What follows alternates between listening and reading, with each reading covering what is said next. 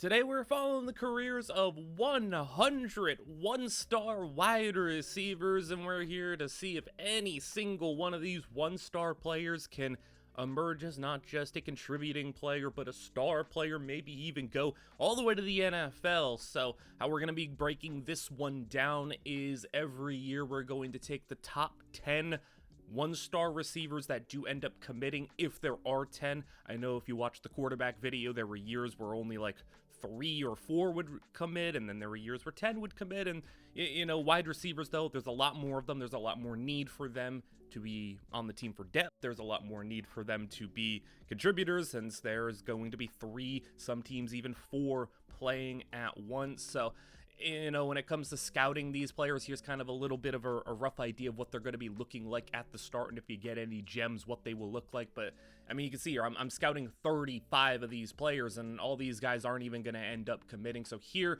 we get to the end of the regular season, we have 9 commits, and here are the 9 players that we'll have here. I will be showing you any of the players that are impact or better developments, plus at any point in time in which these players become starting, which would be, you know, wide receiver 1 through 3, we will cover their potential conference championship, postseason, bowl game action. So yeah, here's what they're going to be looking like in base. I'll be showing you all of them as true freshmen, just so you can kind of get a bit of an idea of what these skill caps are going to look like, what the starting base overall is, how good or bad they are. You can see some guys got a little bit more lucky, like Azuma having pretty good hands as a ceiling, and then you got guys like Tyrell Gore, who is an impact development player, but his route running really limited, but he can have decent hands, decent quickness. You got guys like Stanley Ivory, who can't catch or run routes, aren't going to be all that fast, probably will never even play. Oscar Walker, guys who can get up there in quickness, but it's obviously more expensive to do so, and I don't think it'll be a surprise to any of you that none of these players are going to be starting as true freshmen. But we have one more impact, DeMarcus Backman, who looks to maybe be the best of the bunch. How about good route running and hands with the pretty good development, as I don't know if we're even going to see any star or elite dev guys year 2. From here on out, we will have 10 plus. We're actually going to be taking 11 this year, just so we can balance it out and have 20 through the first 2 years. But every other year after this, we will have 10 plus, because the year 1 was the only one that actually had us worry about not having enough players. And for year 2, we actually do have 1 player getting in the lineup, and now it's for like the worst team in the country, but Tyrell Gore, one of the 2 impact development players, is actually going to be a starting receiver at Delaware, so we'll have some potential action to cover if he gets into a bowl game. And we got other guys, the new incoming freshman, Jaquez Chin, looks to be pretty decent, but he's already maxed out on speed, even though his hands and route running can be nice. And I think the funny thing here is, weirdly, we got 2 guys with the same exact name, almost. We have Trey Honeycutt and Trey Honeycutt, except one's spelled T-R-A-E and one's T-R-E. I thought that was pretty funny, 2 guys named Trey Honeycutt, but I guess we'll see if any of them end up becoming star players. And also with the improvements to the transfer portal, we've seen it a little bit in the quarterback video, where some of the 1-stars actually found themselves at some pretty big programs and starting at them. Could that happen here at wide receiver? I think the playtime parameters will be a little bit more, you know, forgiving, since there's 3 starters, but we'll see how many of them find themselves at big-time programs. We won't have to wait long for action as well. Delaware wins 7 games. They are in a bowl game right now against Arkansas State, number 20 in the country, but it's nice to get some action this quickly as Delaware uphill battle. We'll see if Tyrell Gore can get involved in the passing attack here as they go to the outside. That pass caught. It'll be shy of the line. They'll punt the football away, but when Delaware is out on offense, keep an eye out for number 16, Gore. That's going to be who we're focused in on, as Arkansas State heavy favorites, already a 6-point lead and into Delaware territory at the 35-yard line. 2-score lead on the horizon for them as the run to the outside. Juke move, and he's going to stay on his feet, spinning out of bounds at the 25-yard line. Quick screen out left. He'll get a block, but have 3 defenders out there. Only blocked 1 of them, so obviously aren't going to get too far. 6 yards on the playoff. Play action now. Gets it, and he's inside the 5, down to the 1. He knocked over the pylon. Not quite able to get in. They'll have to punch it on the ground, and losing 2 yards there. 2nd and goal. Run it again, and stopped again. third down and goal from the 3 as they send the extra man to the outside. Touchdown, Arkansas State, and the 2-point conversion for the 14-point lead. They'll get it to the back, and he will not get it, but it's still, regardless, 2-score deficit. Still 6 minutes to play, but needing to resort to maybe some sort of big explosive play to get them within 1 score as they go. Second down and 3. Drop back from under center. Get into the outside. Wide open man. And no one was there to cover him. That's gone. Touchdown. Just a complete blown coverage. And Delaware finds the end zone, cuts it to a 5-point game as Arkansas State with the football back, and one short pass is taken all the way to the 45-yard line, and a big gain, 37 on the play, as they'll run it for a gain to third down and 4. Blitz sent in off the edge and brought down. No first down, no field goal range. They'll have to punt it away, and a flag down early in Delaware's drive, as it will be a holding. So you go for maybe a third down and 1 3rd and 2 situation, back up to 2nd and 18 from their own 12. He had receivers going downfield, couldn't find any of them, so instead he'll just take the 6-yard check down for a third down and 12 situation. Offensive line doing a good job there. If you see the interior player, that's Tyrell Gore in the catch there, but you see the interior player just put dudes on his back. And now a sack as Arkansas State needed to send the extra man to generate that pass rush, as the screen is just thrown into the dirt, and the drive quickly gets derailed. 4th and 15, another blitz, and in front of the receiver, defender steps in, picked off, taking it inside the red zone. And still Delaware has all their timeouts, but with a red zone opportunity, you're basically looking at a field goal guaranteed, and that would still keep it a 1-score game, but an end zone shot here is where they're gonna go, and it's in. Touchdown, Arkansas State. And that's basically gonna seal your game, as Delaware, with 2 timeouts and down by 12. I mean, I guess I could be proven wrong here, but I don't know if Delaware already outmatched in terms of talent, outmatched in terms of success this season, and outmatched on the scoreboard is going to be able to put something together here, as you've seen Tyrell Gore make a catch on the previous play for a first down, running back out of the backfield with a first down there, as still moving it along, couple of first downs strung together, but you're down to 1 timeout. There's Tyrell Gore again. Guess we're staying in to watch Tyrell Gore work, as that's the second catch of the drive, and a sack here on third down will force 4th and 17 as they'll hurry it back to the line. Game on the line here as they'll go 3 wide, 36-yard line, as he'll go down again. Game over. Arkansas State wins it, so no surprise at the result, I'd imagine. But hey, good on Delaware to get into a bowl game. Tyrell Gore, 86 yards on 5 grabs, and a nice season overall for a 63 overall, getting involved in the action to have about 600 yards and 6 touchdowns, 1 100-yard performance. I think you'll take that from him, and he should be seeing some nice boosts here as he goes up to a 68 overall, still a top 3 starting receiver for them. And we'll also have DeMarcus Backman, so you can already see the 2 impact developments have jumped out in front and have developed nicely. But also one of our normal devs, Jaquez Chin for UL Monroe, is actually almost at a 70 overall, so you get to see the next incoming class of 1-star receivers. Steve Bierman, Anthony Chance is going to be joining Gore at Delaware, so maybe they have a chance to get 2 guys out there. Could be cool to see one of these teams go and stock up on 1-star receivers and get a whole receiving corps starting full of them.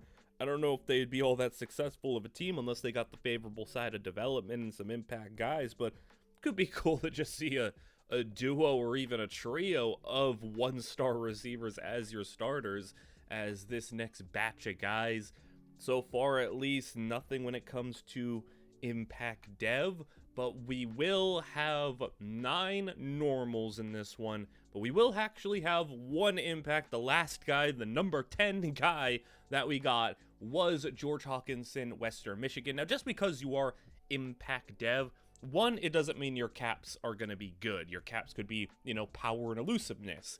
It means you have a better chance, but it doesn't mean you have a a good chance of ever still being a starter. Now, Yoel Monroe goes 1-11, and Jacquez Chin actually does have a solid 780-yard, 2-touchdown season, but unfortunately, 1-11, bad team, and wouldn't be surprised if he ends up transferring as Kent State.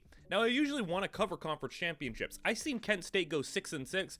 I just assumed they didn't make it. They went 6-6, made the conference championship, lost, and then didn't get a bowl game. That is some of the weirdest stuff I've seen. You just lost your conference championship, but you don't get a bowl game. Backman goes for 800 yards. That's so weird. I don't think I've ever seen that before. Conference championship loser missing a bowl game. That was pretty wild, but here we are. Delaware 7 wins last year, lost their bowl matchup. Now 8 wins this year and another chance to win a bowl game. Deep ball from Troy and incomplete. It's 21-13. Troy down, but with the football. 3rd and 10. Outside, broken up. And we get another chance to see Tyrell Gore maybe in a winning situation this time around as Delaware's ground game picks up 1 on the play. 2nd and 9. Play action! And 2 defenders in. First one to get there brings him down 3rd and 14. Standing in his own end zone. Steps up, at least avoids the safety, and he actually delivers for a first down. That's nice composure from the quarterback to be able to pick that one up as they continue their drive, and they at least won't give Troy good field position on a punt. At least you hope, unless they shank that thing, but it's looking like you're maybe going to go all the way down the field and score here as you're already at midfield. Drives looking beautiful right now. For one that was backed up inside their own 10, you're now at the 39 with a first down. Run the ball, and you get another 2 on the play. Maybe fringe field goal range, depending on how good their kicker is, as quarterback once again is running around. The composure kind of just faded there, and sacked on 3rd to knock him out of field goal range, even if you had a good kicker. Only Brandon Aubrey and Cam Little probably hitting from that distance, as a 10-yarder from Troy to start their drive is going to follow things up with a first down completion. 13 more on the play. 4 minutes to go as the slant route was wide open, and 3 catch and runs for double-digit yards on the play as they go play action, stepping up. This is a lot of time, but no one's getting open. Eventually runs out. Sack. Delaware with a time for your first sack of the game. Now you're sending extra pressure down the middle. Broken up. 4th and 20, you put it away, and Delaware's opportunity to just put this one away, win a bowl game here. 2nd and 5, Troy burns the second timeout. It'll be 3rd down and 6 as they'll throw extra blocker in. As the running back is that ball incomplete, and Troy will get it back and preserve 1 timeout. 2.5 to go. Catch there as they already got set up a pretty decent field position. 42-yard line. 3rd down and 2. That was the situation. Ball up top, and once again, another contested ball broken up by the Delaware defense. 4th and 2. Game on the line here. Oh, he slipped through. Runs it for the first down. That's how you beat the blitz right there. As a man blitz, you got right through just barely. 44-yard line. A minute to go. Running again. Scrambling down to the 32. They still got that 1 timeout as they'll drop to throw. And the interior rush gets them down, sacked. They just lost about 10 seconds there, hurrying up. Now, 2nd down, deep bomb, 1-on-1, picked off. Delaware wins the bowl game. And after the loss last season, how about some momentum this year? Win it, 9 wins on the season. And Tyrell Gore had a touchdown on the day, and improving from his 600 yards and 6 touchdowns last year. How about 872 and 7 touchdowns? A little progression throughout the season to get him to a 70 overall as we head into the next year. DeMarcus Backman. Hey, we already got our first major transfer here. Backman's going to go to Cincinnati. And as some of these other guys are starting to get a little bit better, Lynn Burr is up to a 74. He'll be starting. And Azuma, who I thought had pretty good skill cast, is going to start at Georgia State. Tyrell Gore, 77 overall. His route running, elusiveness, and quickness are maxed along with his IQ. DeMarcus Backman is actually going to get to play at Cincinnati. And how about a massive one here? So Jacquez Chin was in the transfer portal. He didn't get picked up. And then when I checked through the rosters, he's here at Texas A&M. And not only that, he's starting. He's the number 3 receiver at Texas A&M. So, like, That's pretty crazy. Jaquez Chin goes from, hey, went to bed 1-11, woke up a top 10 team in the nation, and he is as slow as dirt, but hey, he can run routes, he can catch the football, and that's all A&M needs. They got one great receiver.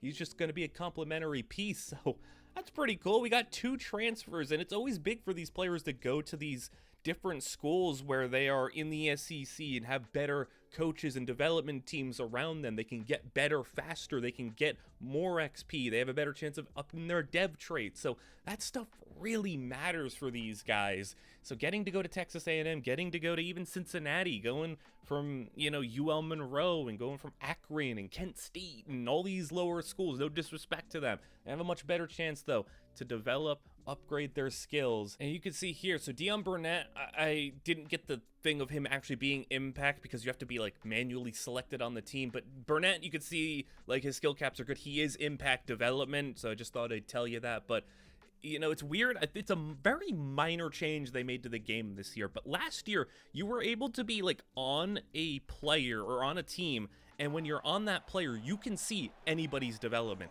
And now, even if you're manually controlling the team, you have to still be selected onto that specific team to see the player's dev, which is like such a weird thing to change. I don't know if I explained that properly, but like it's such a weird thing to change. I guess it's just a little tedious, but I don't know. Yeah, he was impact development there, and Texas A&M is in the playoffs, so we'll get into some bowl game action here as 6-6 Georgia State Azuma got into a bowl game, and he's had a nice season. We're taking on Bowling Green here as 20-10 your score, and Bowling Green run their way to the 5-yard line, 20-yard scramble, trying to cut it to a 3-point game, and they'll be stopped there, 3rd and goal, 5 yards out still. Goal line package, play action, into the fullback, and wide open touchdown Bowling Green, 20-17. Let's see if we can find Azuma getting in on the action as a completion. We'll get into 3rd down and inches. They'll sneak it, and he's got it. Even though the defensive tackle in there got him down, still enough for the forward progress and the first, as another 1st down run there by the quarterback gets him. 10 more, handoff, trying to do it on the ground, whether it's quarterback or running back. 4 minutes to play. They're taking their time on this drive, continuing to stay on the ground. 3rd and 2. Can they keep it going? Out of the air, throw in for the tight end. He's got the 1st down and more. This has been a very time-consuming drive, it feels like, because they are just grinding away 1st downs, not throwing it all that much, and they can end up running the rest of this clock out maybe. 3rd and 7, another 1st down here. Can they get it? 3rd down to the air, and he's gonna throw it deep. It's incomplete. They had the spy up, he couldn't scramble, and with 3 minutes to go, a lot of plays on that drive. It only results in 3, which means Bowling Green has a chance to take the lead here. As that throw, a little reckless, but it works out as you're, you know, ill-advised to throw off your back foot across the body, but hey, it works out just like that one works out. That was a pretty throw. Into the 39-yard line, 2-minute warning as hit down the middle, and Bowling Green in the 17. 1:30 on the clock, and the pressure unblocked, sacked. 22-yard line as they'll go end zone over everybody's head, defender and receiver. No one had a chance at that one. 3rd and 15. It's gonna go and over everybody's head again. 4th and 15. Last chance for Bowling Green. Can they find the end zone? They'll try it. 1-on-1.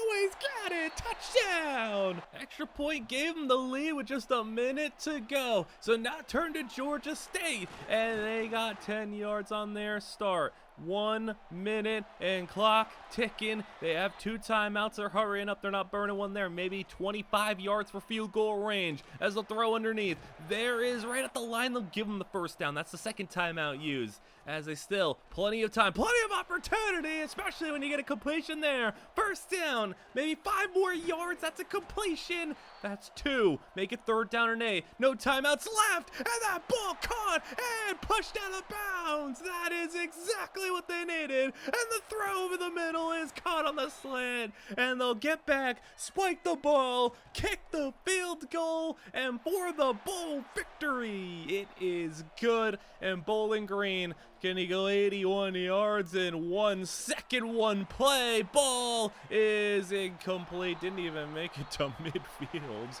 And the game over Georgia State started up by 10, went down by 1, but got the field goal at the very last moment that they needed. Great game from Azuma and a great season overall. Take a look at 90 catches, 1,500 yards, and 17 touchdowns, including a 200-yard, 3-touchdown day against UAB. What a season, and already sets the bar for big-time productive seasons. Florida State, meanwhile, they smack around Akron 37-3, 700 yards for Lynn Byrne, 5 touchdowns for him, so pretty decent season, but getting smacked around the bowl game, a little bit of a mismatch there as we head into our next one. Cincinnati here, Backman taking on Michigan State. 9-3, ranked 18 in the country, up by 10, but Cincinnati with the ball in Michigan State territory. Quarterback is under 100 yards passing on the day, so Backman probably hasn't been able to do much, but there's a nice completion inside the 10-yard line as they go run it up the middle, and they'll get it to the 6-yard line. 8 minutes to play as they'll keep it on the ground, and they'll get the touchdown. Now needing to turn to their defense to see if they can get a stop, get the ball back in this one-score game as the run, 3 yards on the play. He's only averaging about 2 a carry, so they've been able to stop the run. And on the pass, though, it looks like a lot less success defensively for the pass defense of Cincinnati as they got a deep man right down the middle and a completion to the 33-yard line, flipping the fields as he just got by the defense, and a 3-yarder there. Gotta at least hold them to a field goal as the run. Still able to stop it well. 3rd down and 4 as they go quick RPO. Tight end in the flats with room to run. Inside the 5, down to the 1. And right there, goal to go. Run the ball. And you've only been averaging 2 yards a carry, but that's all you need. A 2-yard touchdown as Michigan State right back up by 10. So Cincinnati, they need to respond once more with a scoring drive. They were running out of time. You got all your timeouts, but under 4 minutes to play as the completion will get them to the 33-yard line as 30 to play down the middle. I think that's Backman getting involved again. Back-to-back grabs for him. Let's see if they keep going his way. Instead, they go tight end for the 1st down. So they are finally moving the ball, but will it just be a little too late to finally get the offense going when you waited to be down by double digits in the 4th quarter multiple times as the 1st down will get him to the 22, but 2:30 to play. Gotta hold on to these timeouts, though. End zone shot! Oh, it's caught! One-on-one coverage, and he just snagged that one. And Michigan State needs to do a little bit more to put this one away. 1st down run immediately. Timeout from Cincinnati. How about number 2? 2nd and 12. 1 timeout to play. And they got another 1st down. Cincinnati. It doesn't matter how many yards he just allowed there. It's more than enough for the 1st down. That's all they really cared about stopping. And they couldn't even force the field goal try. They just run out of timeouts, run out of chances, and Cincinnati goes down. Backman, all his production really just came at the end there. Like I said, just too long it took to get going there. His season, I think you expected a step back going from Kent State to Cincinnati, going from MAC to Big 12, but still 500 yards as a number 3 receiver. You'll take that. But Delaware, back-to-back bowl games. They're looking for 9 wins again. As you can see, Delaware already up by 14. Fresno State's taking a field goal in this one, and it's an 11-point deficit for Fresno State as the kickoff will go deep. Delaware back to return, fields it at about the 1 or 2 yard line. He gets a nice lane, and he goes untouched. No one even gets a hand on him. And running down this blue turf all the way for the touchdown on the kickoff. And that's the type of game this was, as Delaware runs away 44-23. Back-to-back bowl victories, 100 yards from Tyrell Gore, 9-win seasons, and Gore goes off for 1,100 yards and 5 touchdowns. So look at the season from Gore. Nice 8 100-yard performances as we now head to the playoffs. So we're already getting some good stuff. Azuma had a 1,500-yard season. Gore, a 3-year starter, 1,000 yards. And now Texas A&M, Jaquez Chin has found himself here in the 1st round of the playoffs. Number 7 A&M, after going 1 1-11 last year. He finds himself in a home playoff game. A&M down 3 to Oregon. 9 minutes to play it over the middle. That pass is caught.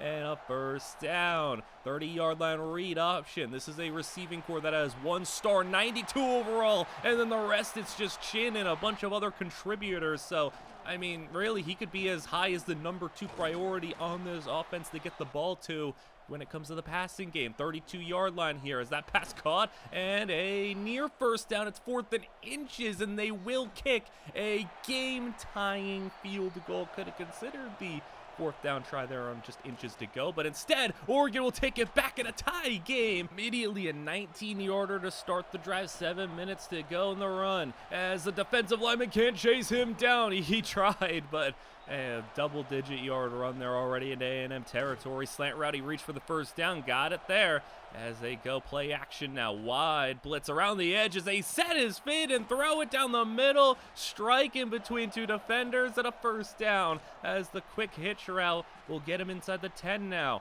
2nd and 5. 5 minutes to go and the run stop. Finally A&M does something on defense. 3rd down, trying to get off the field here, and they go to the end zone. Oh, not only do they get off the field, it's picked off, and he's running down the sidelines. 1 man to beat. It's got it.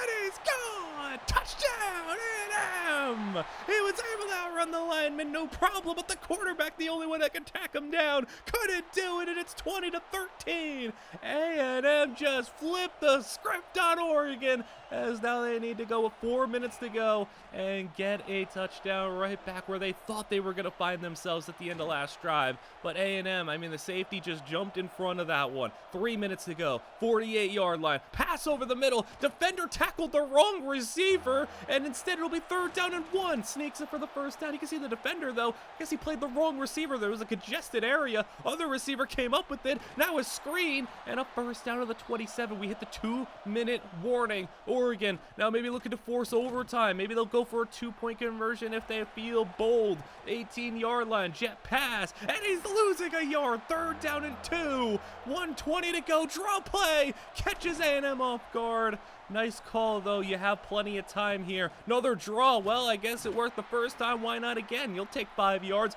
Right back at the 7-yard line. 50 seconds to go. 1 timeout. End zone. Oh, it's broken up last second. 3rd down and 5. 45 seconds to play. Oregon. 3-man rush. They got time. They go to the outside. It's caught for a first, but down to the 1. 40 seconds. Run play into the end zone. Touchdown, Oregon. And A&M, they decide to just take it to overtime. 20-20. Oregon will take it first. Pistol formation as they'll go read option. And quarterback runs it right up the middle. Gain of 8. As 2nd down and 2. Quick throw, running back lining up in the backfield, out wide in the slot. They'll line him up anywhere, and he gets the first down there. Now a throw to the flat, left side, and he's down at the 2-yard line. 2nd and goal, run it back, not able to get in. 3rd and goal, another try at it, back to the ground, backup running back also can't get in. 4th and goal from the 1 in Oregon will settle. Field goal, no good. He missed the field goal from just 19 yards out, and A&M has just been given a victory on a silver platter. Throw to the outside. Oh no! It's picked off. Okay, gotta get him. No, not like this, A&M. You were just handed the victory, and you threw it to Oregon. Pick 6. You gotta be kidding me. Oregon just stole it. You could have just spiked it, nailed it, done anything. Just send the field goal unit out on 1st down. Anything but that. And you lose a playoff game that was gifted to you. On the bright side, Jaquez Chin actually kind of upped his production here. Similar amount of yards, but 11 touchdowns, so he was a little bit of a red zone machine. How about productive receiver Antoine Azuma going to Houston in the transfer portal, so a big step up for him, as Houston was a pretty solid team in the Big 12, going up from a middle-of-the-pack Sun Belt team. Lindbergh going to be starting once again. Azuma, 83 overall, all things considered, and he had a lot of room to grow even more. I mean, if he was around for even like another season beyond that, he could have really got up there. Because you could see like someone like Tyrell Gore is almost completely maxed out, and he's still just like an 80 overall. Backman's an 82 overall, so you could kind of see how some people, even with the better development, they just don't have the right skill caps. They don't have the right, like there is a lot of luck involved too, and there is a lot of, team development, opportunity, coaches, and just stuff that's predetermined at the very start. So you go to your next group of guys: Cortez Combs, Tyreek Wheat. We got a whole host of teams here. We're going to be covering just about like at least somebody on almost every low-level school. UMass here, Western Michigan, Louisiana Tech. I don't want to just go and name a bunch of schools. You got Texas State here, but we're going to see which schools end up producing the best from these one-star receivers, as there's been a number of schools that already double and even triple up on them. Bruce Gage, another Georgia State receiver, well, they just lost one productive one-star. Can they recreate another? So we go into Tyrell Gore's final season. Jaquez Chin, can he find himself back in the playoffs? Can Antoine Azuma do some big things for Houston? A lot of things can go down this season. Alani Noel is going to be impact dev for Fresno State. So next season we go, and some championship action. As you can see, TCU versus Houston in the Big 12 title game. Delaware makes the Conference USA title game, and A&M makes the SEC title game. So I would say it's not really a big surprise. Delaware's been, steadily gotten better every year. Like, they go 7 wins, 9 wins again, but like the team was better. Now 10 wins in the regular season, conference championship. That tracks. A&M was a playoff team last year. That tracks. Houston, though, they were a decent team, not a Big 12 championship contender, but now they are, and I guess Azuma's played a big part in that. As let's cover this Delaware team where they score a touchdown there with 8 minutes to play to take the lead, as Middle Tennessee also 10 wins on the season. One of these two teams, if they win, could find themselves in the top 25 even. I want to see which one of these one-star receivers can maybe catapult their program into being that team that slides into that 12 seed, gets that extra playoff spot for that group squad. So, you have guys like Jaquez Chin who could transfer up, and Azuma who could transfer up, and Backman. But who's going to be the one to stick at the low-level school and elevate them to unseen heights? I mean, it's a hard thing to do, but we got 100 of these guys. Somebody's got to do it. Somebody's got to go crazy. I mean, the odds, it's 100 of them. Somebody's got to do it.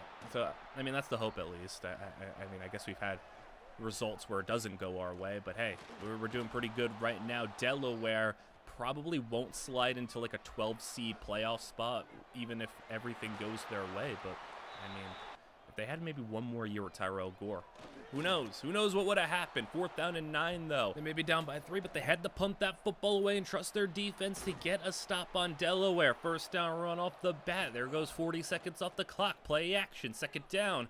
As they are going to scramble around, he weaved his way through and eventually finds a lot of room.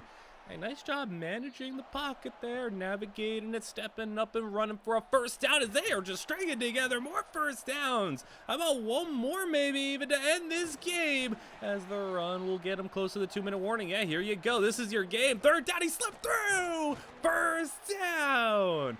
Delaware. Hey, insult to injury, they tacked on an extra field goal, because why not? They tacked it on at the buzzer. I don't know why the AI always does that. They just like kicking the field goal at the end. But hey, Gore, 10 catches, 123 yards, 2 touchdowns. Now we move over. TCU versus Houston. I'd say for 9-3, 18th in the country, Houston, it might be a long shot for them to get into the playoffs. I think it's possible if they win this one, but I guess they'd need a lot of help to go in their favor. At the very least, though, they could maybe spoil TCU's season. Chance at a 1st round bye for them if everything goes right for them. But hey, worst case scenario, maybe they get knocked out. So a lot can go wrong for either side in this game. But Houston trying to come back from this 10-point deficit. It's a 3rd down and 2 from the 10-yard line, as they'll go ground game. Ground game not able to get there. 4th and 1. They'll settle for 3. I don't blame them, but I don't love it. I would have loved to maybe go for the touchdown there as TCU will return the kick from their own end zone, and he'll break a tackle, go out right, get to the edge, and he's got a nice return close to midfield. So we've already seen some good kick returns from teams in this video. We got 1 touchdown and a nice 45-yarder there, as already TCU now moving it into Houston territory. And you know, just 1 more first down, you've already found yourself recouping the 3 points you just gave up with 6 minutes to play. 3rd down and 7 though, you're just throwing it up top. Oh, he's caught it. He brought that in along the sidelines, and TCU can now find the end zone here. Goal to go, up the middle, and touchdown, TCU. 5.5 minutes to play, and Houston needs a lot. Both just take it 1 step at a time here. Focus on scoring a touchdown maybe within the next 2 minutes, and maybe you still have some hope. 3rd down and 4. With time, he's going to get it off Dave. Pass is caught. And he's all the way down inside the 10. He took a shot while delivering that one, and he got him all the way to now the 3-yard line. Azuma with that grab. Run it, and he stopped right at the 1. Could not power through, and they'll sneak it in, finish off the drive. Touchdown Houston, making it a little bit more difficult for TCU to just get away from this Houston squad and punch their ticket to a playoff appearance, as that throw is going to be caught 15 yards. 2.5 minutes to go. Houston starting to burn timeouts and can't really allow much more, and a sack. First time of the game, getting them on their backs, and how about almost 2 in a row? He got it off incomplete. I guess that's even better though. You saved the timeout there, and Houston has the ball back. 2-minute warning. 3rd down and 9, 1 timeout still as they go over the middle and completed. 1st down. Just keep finding guys like Azuma, and maybe you can find yourselves getting this game to overtime, or maybe going for a win. You can see that receiver there. He's over 172. That's Azuma's co-star, and down the center of the field. Oh, Houston, can they pull this one off? 40 seconds to play. They go in the flat, and here they at the 4-yard line. Now you think about decision making here. If you want to get this touchdown, and the 2-point conversion, there's the touchdown. They're going to, I think, settle for the extra point though, and we're going to overtime. Wow, that just happened out of nowhere. 14 points down. Now we're tied up. Sun is setting here in Dallas as TCU's drive starts with a completion of the 4-yard line. And TCU, quick pass. 2 defenders there. They get him down, no gain. 2nd and goal as they run it for a clean touchdown. Blocking was smooth, and Houston, they need to respond with 7 of their own in 1 play. Oh, they got it immediately. Touchdown, Houston. And they kick the extra point. Tie game once again. 2nd overtime. It's Houston's ball first, and they'll go no gain on the read option. 2nd down and 10. It's a flag, and he's got the touchdown again. Oh, another one. And it looks like he was caught off sides. They took the free shot and had a wide open scoring, and now Houston for the 2-point conversion. They got to go up by 8, and they do.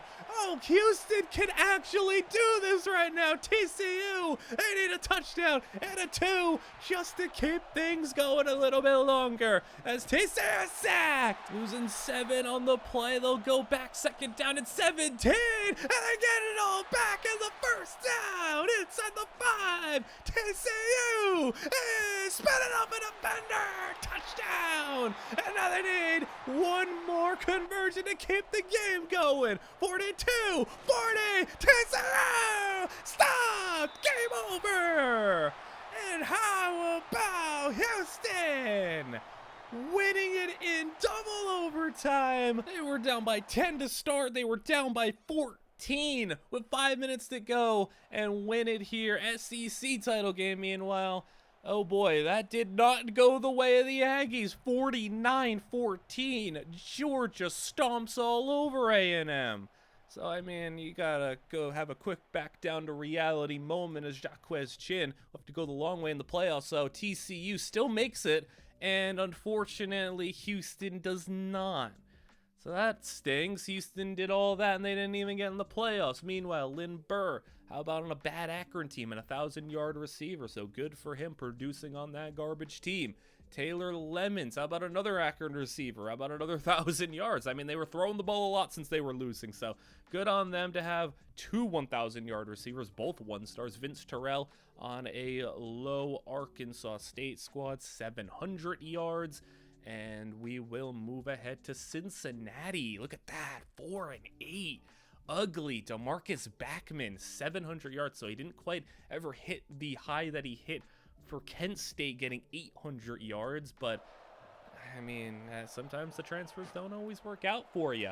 Meanwhile, we go Delaware, 11-2 on the season, and a bowl game against Eastern Michigan, so they didn't find themselves in the top 25. They didn't get really all that close to a playoff appearance, but still nice to go and win 11 games, and looking for win number 12 as that throw to, there's Tyrell Gore! Touchdown!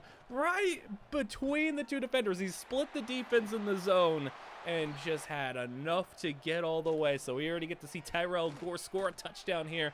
And as a 4-year starter, yeah, this is his last game. It's a nice way to go out. But can you finish it off all together with the victory? Pass is incomplete, 4th down. They punt it away. So 28-13, and looking to go up by 3 scores is Delaware. Can they do it? I mean, they're heavy favorites in this one. We go to flip the script because in their first bowl game, they were barely above 500, got matched up against a double-digit win, ranked Arkansas State team, and now here we are all these years later. Now Delaware's kind of the favorites here. 11 wins, taking on a 6-win Eastern Michigan team, and they are rolling right now. 16-yard line. Can they go up? 3 scores in this one. Here they go, inside the 10, down to the 7, and looking for the punctuation on Tyrell Gore's career touchdown, Delaware. And that is going to give them a 3-score lead, and I don't think we're done yet. How about one more for good measure at the 2-minute warning? Delaware, another score, and that will be the game over for Eastern Michigan. 45-13, dominated. Gore closes things out, 144, 2 touchdowns to have another 1,100-yard season, but he really upped the touchdowns.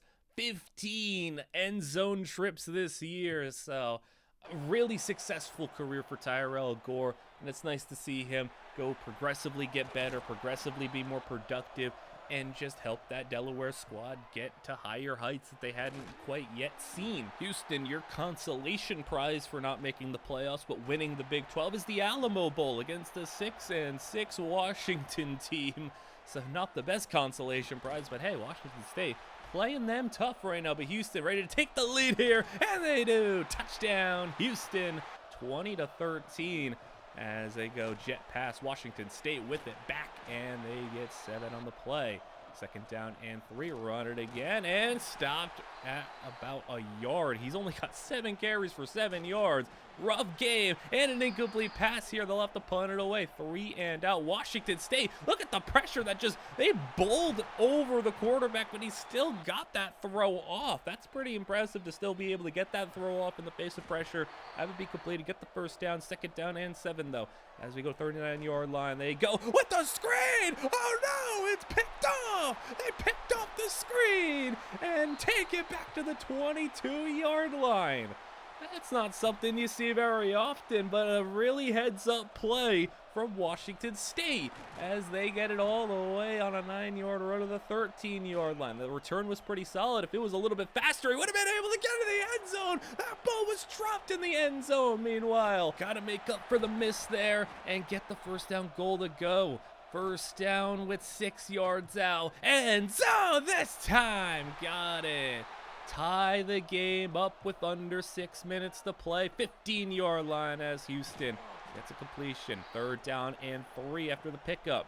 And they will have a pressure. I mean, he just didn't need to do that. He just ran into the pressure. I wouldn't even say the pressure for Washington State was all that great. He just committed to running into a sack. And Washington State, meanwhile, one big contested grab gets him into scoring range. And Houston drives them backwards. 3rd down and 17. Deep ball is cut. He had a step, but the safety came over just in time. Meanwhile, field goal try for the lead. Washington State's on top. 3.5 minutes to go as they go from the 19. Deep pass brought in. And number 8 is just getting all of the targets right now as they have a completion. Azuma 4-6 and second down and 4. Go to the outside once more and a spin move as he will get a first down.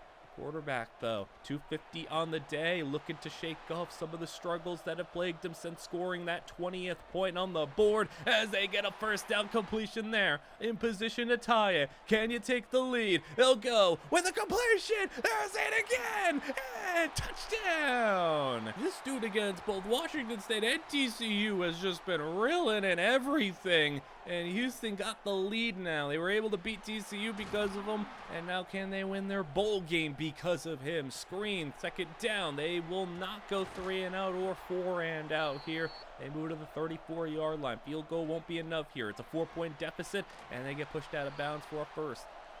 44-yard line, 68 seconds to play as they go with the drag route, and 1-on-1 he brought down on the open field, 7 yards on the play as we're now under a minute to go, and the completion for the first. They have to hurry it back to the line. They spike it, 50 seconds to play. That one probably would have been better if it was incomplete. You lose about 8 seconds there. It's 3rd and 9 on the run. Oh, what a throw on the run, and it completed. They spike the ball, 30 seconds to play, and another short route short of the sticks. That's their final timeout. They could afford to do that. They're 14 yards out. You can just take shots at the end zone from here. And as he's throwing out the back throwaway, 4th down and 4. Last chance to try to pull this one off. It completes it. They spike the ball, and it's 2nd and goal now. 9 yards out. Flats to the running back. It reaches in. Touchdown, Washington State. And they're going to pull this one off. Last play is not going to go in Houston's favor. Washington State stuns Houston. The Big 12 champs go down to a 6-6 squad. That is, well, maybe they didn't deserve to make the playoffs, but hey, Antoine Azuma, how about 1,200 yards, 14 touchdowns? So the production, big jump up in competition, still high-level play as we go to now the playoffs once more. A&M smacked in the conference championship to Georgia. They lost out on a first round bye because of it. Lost last year on a game that was handed to them by Oregon. Now taking on UCLA. It's 16-10, but A&M has the ball. Jacquez Chin looking for that playoff victory. You don't know how many opportunities you're going to get at it. You don't know how many opportunities guys like this, 1-star players, are going to get to be starting on a playoff team. It's very few and far between, but A&M had a spot open for him, and he has really taken advantage of it, helped his team on offense, and now can they get what they couldn't get last year? Playoff victory, 2nd and 13, UCLA has it, and they are down! And you got 3rd and 22 now. Yeah, you're not even going to come close. They just play some field position, play it safe. No problems there. They get 13 yards. Punt it. 7 minutes to go, and A&M has it as they will throw deep middle and reeled in to the 48-yard line. 6.5 minutes ago, they went Chin's way. Chin number 2 out there, so keep an eye out for him. 3rd down and 10. Deep pass. 1-on-1. Oh, it's caught. Touchdown. And the other receiver brings it in for the lead, 17-16, as they are going down. Texas A&M, their pass rush dominating, safety. It's 19-16, and they have the football back, and every ounce of momentum is all on their side. 45-yard line, quick throw, tight end, first down. And moving the chains again. 5 minutes to go at the 48-yard line. They're going out to the middle of the field. Oh, double coverage. Chin was brought down by the corner. Safety got in front, picks it off. And UCLA has another chance in this one. What looked to be at the very least a 6-point deficit, and maybe even a 10-point deficit with the way things were going. UCLA instead. Oh, it caught that ball. And there's a flag down. They just hit it deep, drew the pass interference, but it doesn't matter because he caught it. And now they're at the 2-yard line. Run. Lost 3 on the play. 3rd and goal. And the slant. Touchdown. UCLA is gonna take the lead with 3 minutes to go. Up by 4, and there's Jaquez Chin to the 30-yard line.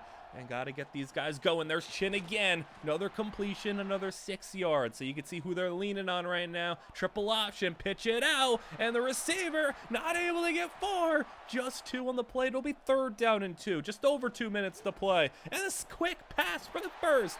All right, well, we're at the warning now. 42-yard line. And they are really dinking and dunking their way down this field. They can afford to do that, though. They got their timeouts. They got time. And another 3 yards on the play. 3rd down and 2 once more. And this time they try a shot and it's incomplete. 4th down and 2. Come on, A&M. What do you got? A completion. Oh, it's Jaquez Chin again. Chin his 3rd catch of the drive. And almost a 4th, but that one knocked out. 3rd down and 10 again. Another 3rd down. And this time it's incomplete. 4th down, game on the line. And A&M, oh, they're going for it all. They want the lead now. Oh, Chin, touchdown. Jaquez Chin, touchdown to take the lead and maybe be the game winner in the playoffs on 4th down. What a play. And now A&M's defense just hold on a little bit longer. You got 3rd and 3. You got 45 seconds to play. And they will have a 1st down and a catch and run. They can't get out of bounds, so they burn a timeout, but they're 20 yards away from field goal range. Stepping up, get it to the outside, and he gets out of bounds for 9. 29 seconds to play. 3rd down and 1. Run it for the 1st down. Timeout, final one used. Maybe 10 more yards, and that's more than 10. That's a lot of yards. 24. That's field goal range right there, and I don't think they're going to take any risks with this one. Back to the line. Spike the ball. And yeah, I think we could be headed to overtime again. Here we go. Kick is on the way for the tie for back-to-back overtimes. And A&M, can they undo the pain of last year? They choked it away in overtime, and maybe they could choke it away again. Jaquez Chin thought he was the hero. Instead, you're getting flashbacks of last year. UCLA starts overtime with an 11-yard run. To the 14-yard line, they sweep it and stop for a loss of 4. 3rd and 14. Screen set up, and they'll just throw that one into the dirt. So now a field goal try. UCLA is good. A&M can win it here with a touchdown. That's all they need. Oh, no, he fumbled, but it's picked up A&M. Oh no, it's 3rd and 21, and one strip sack derails their drive, and instead they'll just have to settle for 3, but at least they get to keep it and try the field goal because they almost messed that one up. We'll go to double overtime, 29-29. As they'll go play action, A&M this time, they got to go first, and they go all the way to Chin, and 23 yards. Jaquez Chin's having a massive game. Run the ball, touchdown, A&M, and the 2-point conversion, play action, and he's pushed, he's rolling, he's outrunning one, not everybody else, and that will be just a 6-point lead. So UCLA can win it here. Touchdown and a 2-point conversion will do it. That's a 9-yarder to start as they go to run. He gets free, gets inside the 10, goal to go. And there we go, 9 yards out and a 4-man rush. He'll scramble, he'll go dive for 4 yards. And now from 2nd down and goal, they send the blitz and it doesn't work. Touchdown UCLA. And now the 2-point conversion to win the game here. And they hand it, and no good. We're going to a shootout. UCLA first, 2 points is good. A&M's turn to continue this game, to go to a 4th overtime. They gotta get this one from 3 yards out, design rollout, and he's not gonna be able to break free. He's sacked. A&M not again. They lose it in overtime in heartbreaking fashion. 2 playoff games, 2 overtime appearances, and 2 just miserable losses. Jaquez Chin has a massive game, 1,000 yards on the season, and I think played maybe his best game against a playoff team, or if it wasn't that, it was against, you know, the Georgia game where you see they had a number 3 Georgia and he had 10 grabs against them. So Chin, I mean, hey, one more try at it, I guess. But Tyrell Gore, if one of the players gets drafted, I'll show you Gore did not get drafted. Like, yeah, so if I don't show you, they didn't get drafted. And it's kind of pointless to kind of show you that everybody gets undrafted. It's going to be notable if any of these players do get drafted, though. Dexter Dunham, we have a new starter here. UTSA, if you've been, taking a peek at some of, like, the playoff brackets and stuff, UTSA has been, like, kind of killing it right now. UTSA has been, like, in the playoffs. I think last year they were number 6 in the country, so, like, I don't know what's gotten into them, but they're doing kind of crazy right now in Sim. And a couple of these other schools have been kind of hitting too. James Madison, New Mexico, they've all been doing really well in Sim. I don't know if they made some of these smaller schools a little bit more viable in Sim. That's something I've definitely noticed in the game this year compared to last year. You don't see a lot of like surprise champions and surprise top 5 teams. It's like the usual suspects are always there, and it's a lot harder to get like different schools and get these group of 5 schools involved in the mix and become powerhouses. They just kind of permanently stay stuck at like a 50 or a 60 overall. Some of them break through, but you can see here, yeah, UTSA, I mean, 12th in the country, and they went 11-1. So another great season for UTSA. They're taking on Florida Atlantic here, and it's a 10-point game with 4 minutes to go. And you can see it's a touchdown, as, yeah, there wasn't really a lot to show you in this one. 37-20. Florida Atlantic does end up scoring with a minute to go, but I mean, this was one of those games where it was never really in doubt, as UTSA wins it and looks like they're punching their ticket to the playoffs, as that's good for them. I mean, another playoff appearance for UTSA, and this time we're going to actually get to spectate it, so we'll see if Dexter Dunham is able to do something here. Meanwhile, James Madison, they're in the bowl game. I talked about James Madison. They perform pretty well, and we have a starter there as well, as they are 11-1 on the season, 17th in the country, taking on Louisiana, 9-3 on the season. And yeah, I mean, like right now, this looks like it could also be a pretty comfortable victory, but we usually give teams the benefit of the doubt until it's like a 3-score game, or it's one of those games where like there is nothing to show. But for right now, Louisiana with the ball, driving 28-yard line, now in the red zone. They can very much cut it to a 1-score game right now. 8 minutes to play from the 11. Ball is untouched. Did you see the lineman, number 54, just jetted to the end zone to pancake a safety? That was one heck of a offensive lineman there.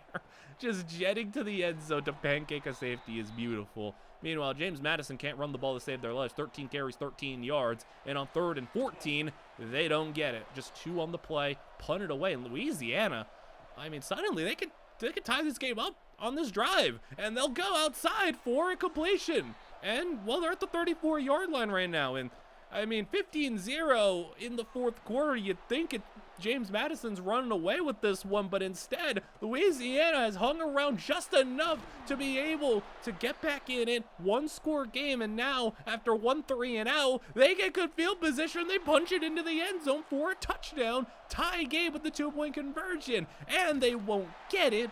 Still, though, in the last 4.5 minutes, we've watched Louisiana put up 13 unanswered, and James Madison has taken 3 offensive snaps. Here's another one. Number 4, it's a sack again. And the drive could be derailed again, as they are not going to get anything on the ground. 3rd and 14 again on this drive. And, well, again, they're going to go 3-and-out. What is going on with James Madison in the 4th quarter of this one?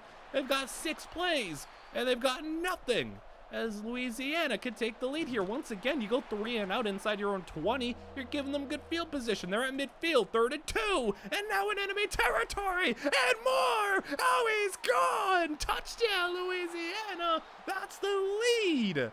Out of nowhere, they have just scored 20 unanswered in 6 minutes, as Louisiana's defense has not even allowed a first down in this quarter. This has been a one-sided quarter, as James Madison down for 3rd and 7. I mean, it's better than 3rd and 14, but can you finally get a first? They're going to go Dave one-on-one coverage. Oh, he got it.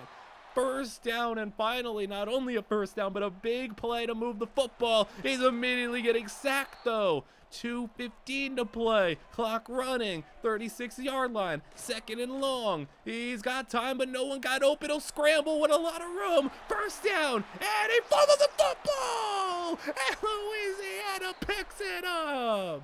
Are you kidding me? This is one heck of a choke going on right now. I just have not seen something quite this bad of a quarter for a team that had it all in their hands. They do get a stop, so you get one more try at it, and there you go. Broken tackle and get out of bounds, but this is the last chance you get.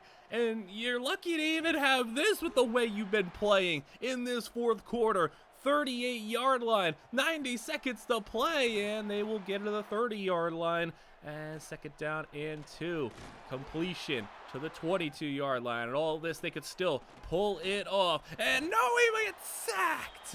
And that is back-breaking. 2nd and 17, backed up at the 30 again. And they got a wide open man down the field. I guess there was a communication error. And James Madison has got the lead. And the 2 is no good, but they have a 1-point lead. And even though they've played about as bad of a fourth quarter as you could possibly have, they got a 1-point lead. 40 seconds to play. And Louisiana right down the seam into James Madison territory. 10 more yards maybe for field goal range. Oh, they got it.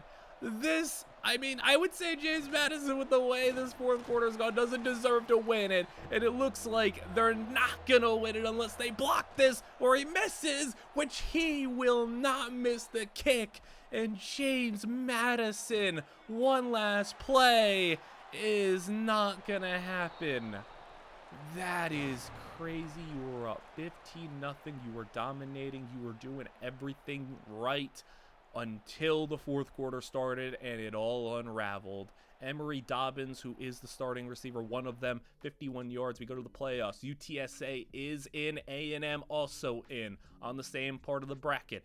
And then we go to the teams that aren't going to be participating in any bowl action. Vince Terrell, back-to-back seasons at Arkansas State, where he was pretty solid, a nice number 2 option, no bowl games, and, you know, won about like 6 career games. UNLV, 3-9 on the season, as Kumar goes for 710 and 6 touchdowns.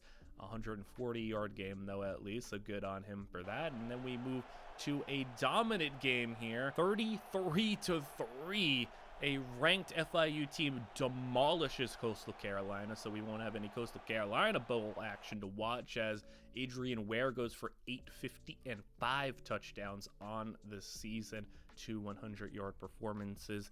But I think it's about that time we get into even more action where a Delaware, I mean, no Tyrell Gore. They still made bowl game. They still were pretty competent, but Anthony Chance is not quite Tyrell Gore, 700 yards, 5 touchdowns. So a lot of, you know, domination, bad performances. I mean, this is kind of what you expect in a sense.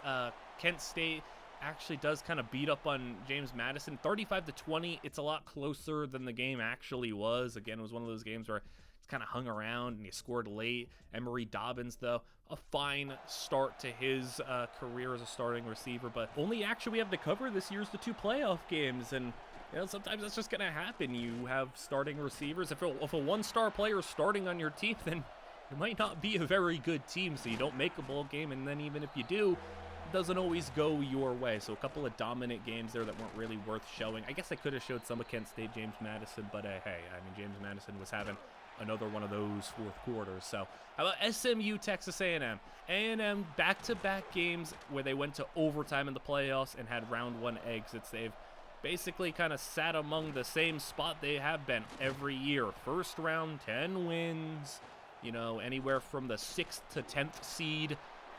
Can it be their year this time around? It's rainy. SMU has kind of thoroughly handled them so far. It's 17-7, and SMU's driving. The first 3+ minutes of this quarter have been all SMU ball, and they finally get stopped and settle for a field goal. So that's big, at least, to keep it a 2-score game. It'll be a 13-point deficit with just over 6 minutes to play. And Jaquez Chin, his real last opportunity, as they'll dive down, scrambling to the 37-yard line and run it. And I don't know how many times you're going to be able to afford to run the ball, especially if you're losing a yard on the play, as they'll throw deep middle and a completion. There we go, 36-yard line, flipping the field, as they'll go to number 5 once again, as Jaquez Chin, we get to see him get a target here. Flag is down, late flag, and that is a costly late flag. Holding, takes away the first down, backs them up to second down and 12 with 5 minutes to play as they go outside. Wide open, running back, got the first and more, 25 yards. They go QB draw on second down and lose 5 on the play. That was brutal. I don't like the call. I don't like the execution. I don't like any of that. Third down and 14. A check down for 2, and they're going to go for it. You got to go for it. You're down 2 touchdowns, and you take your shot, and I think he had it in his hands and let it slip away. And A&M, I don't know if we're even going to get heartbreak in this one. They're just going to outright maybe lose in pretty sad fashion. And, I mean, yeah, SMU, another first. A&M's going to have to start using their timeouts if they can't get something here. An incomplete pass will stop the clock. There's that. Third down. They'll try a screen again. And, yeah, they'll get stopped, but a timeout off the clock for them. A&M down to 2.5 minutes. And sacked. This has been brutal. I mean, this team's going to go out sad. There's Jaquez Chin for 13, finally getting him a target. Third down and 1. Big hit, and he hangs on first down to the 48-yard line. That'll be a completion for 6 on the play. 43-yard line, you know, like at the point where you probably are relying on an onside kick, unless you can maybe grab this one up in the air, and in double coverage, it's incomplete. Third down and 4. As you gotta convert, he does, and that will be 2 timeouts still. They're holding on to him, and a completion there inside the 10, down out of bounds. That's good to get out, but yeah, like onside kick is what you're relying on, it looks like, and you're throwing out the back of the end zone. 3rd and goal, a minute to go. Screen, you get some blocking, not enough though. 4th and goal with under a minute to play. And they will go short of the goal line. No! 1 yard shy.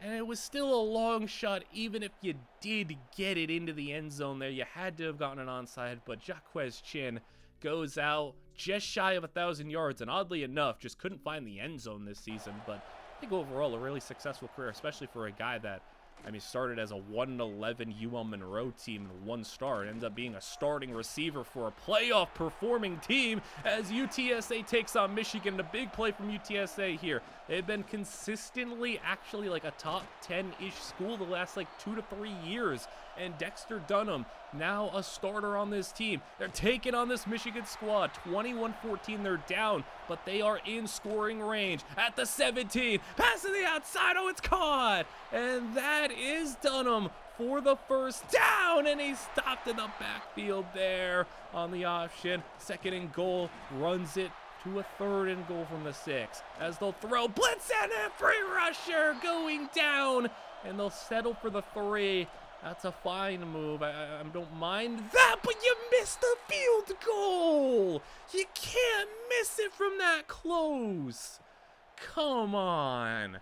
It remains a 7-point game, and that is just an insanely impressive throw considering how the quarterback's arm and pressure in his face looked when he was throwing that ball. My goodness. All right, 9 yards. Can you stop Michigan here, though? Read option. Well, you got a lot of room if you're the quarterback, and you have a gain to the 27-yard line. I don't know if you're going to be able to get out of here. This is definitely a mismatch in skill. I mean, UTSA has built up their squad to be pretty competent, pretty nice, but Michigan's are out here rocking like 95 overall plus team, and they are just mowing over this UTSA squad on the ground. Yeah, no, just 5 minutes to play, down by 14. And if you're going to come back in this one, you need to score and not throw into triple coverage like that. 4th and 11, and this is your last try. It's dropped. It was a diving grab, tough to make, but you still dropped it.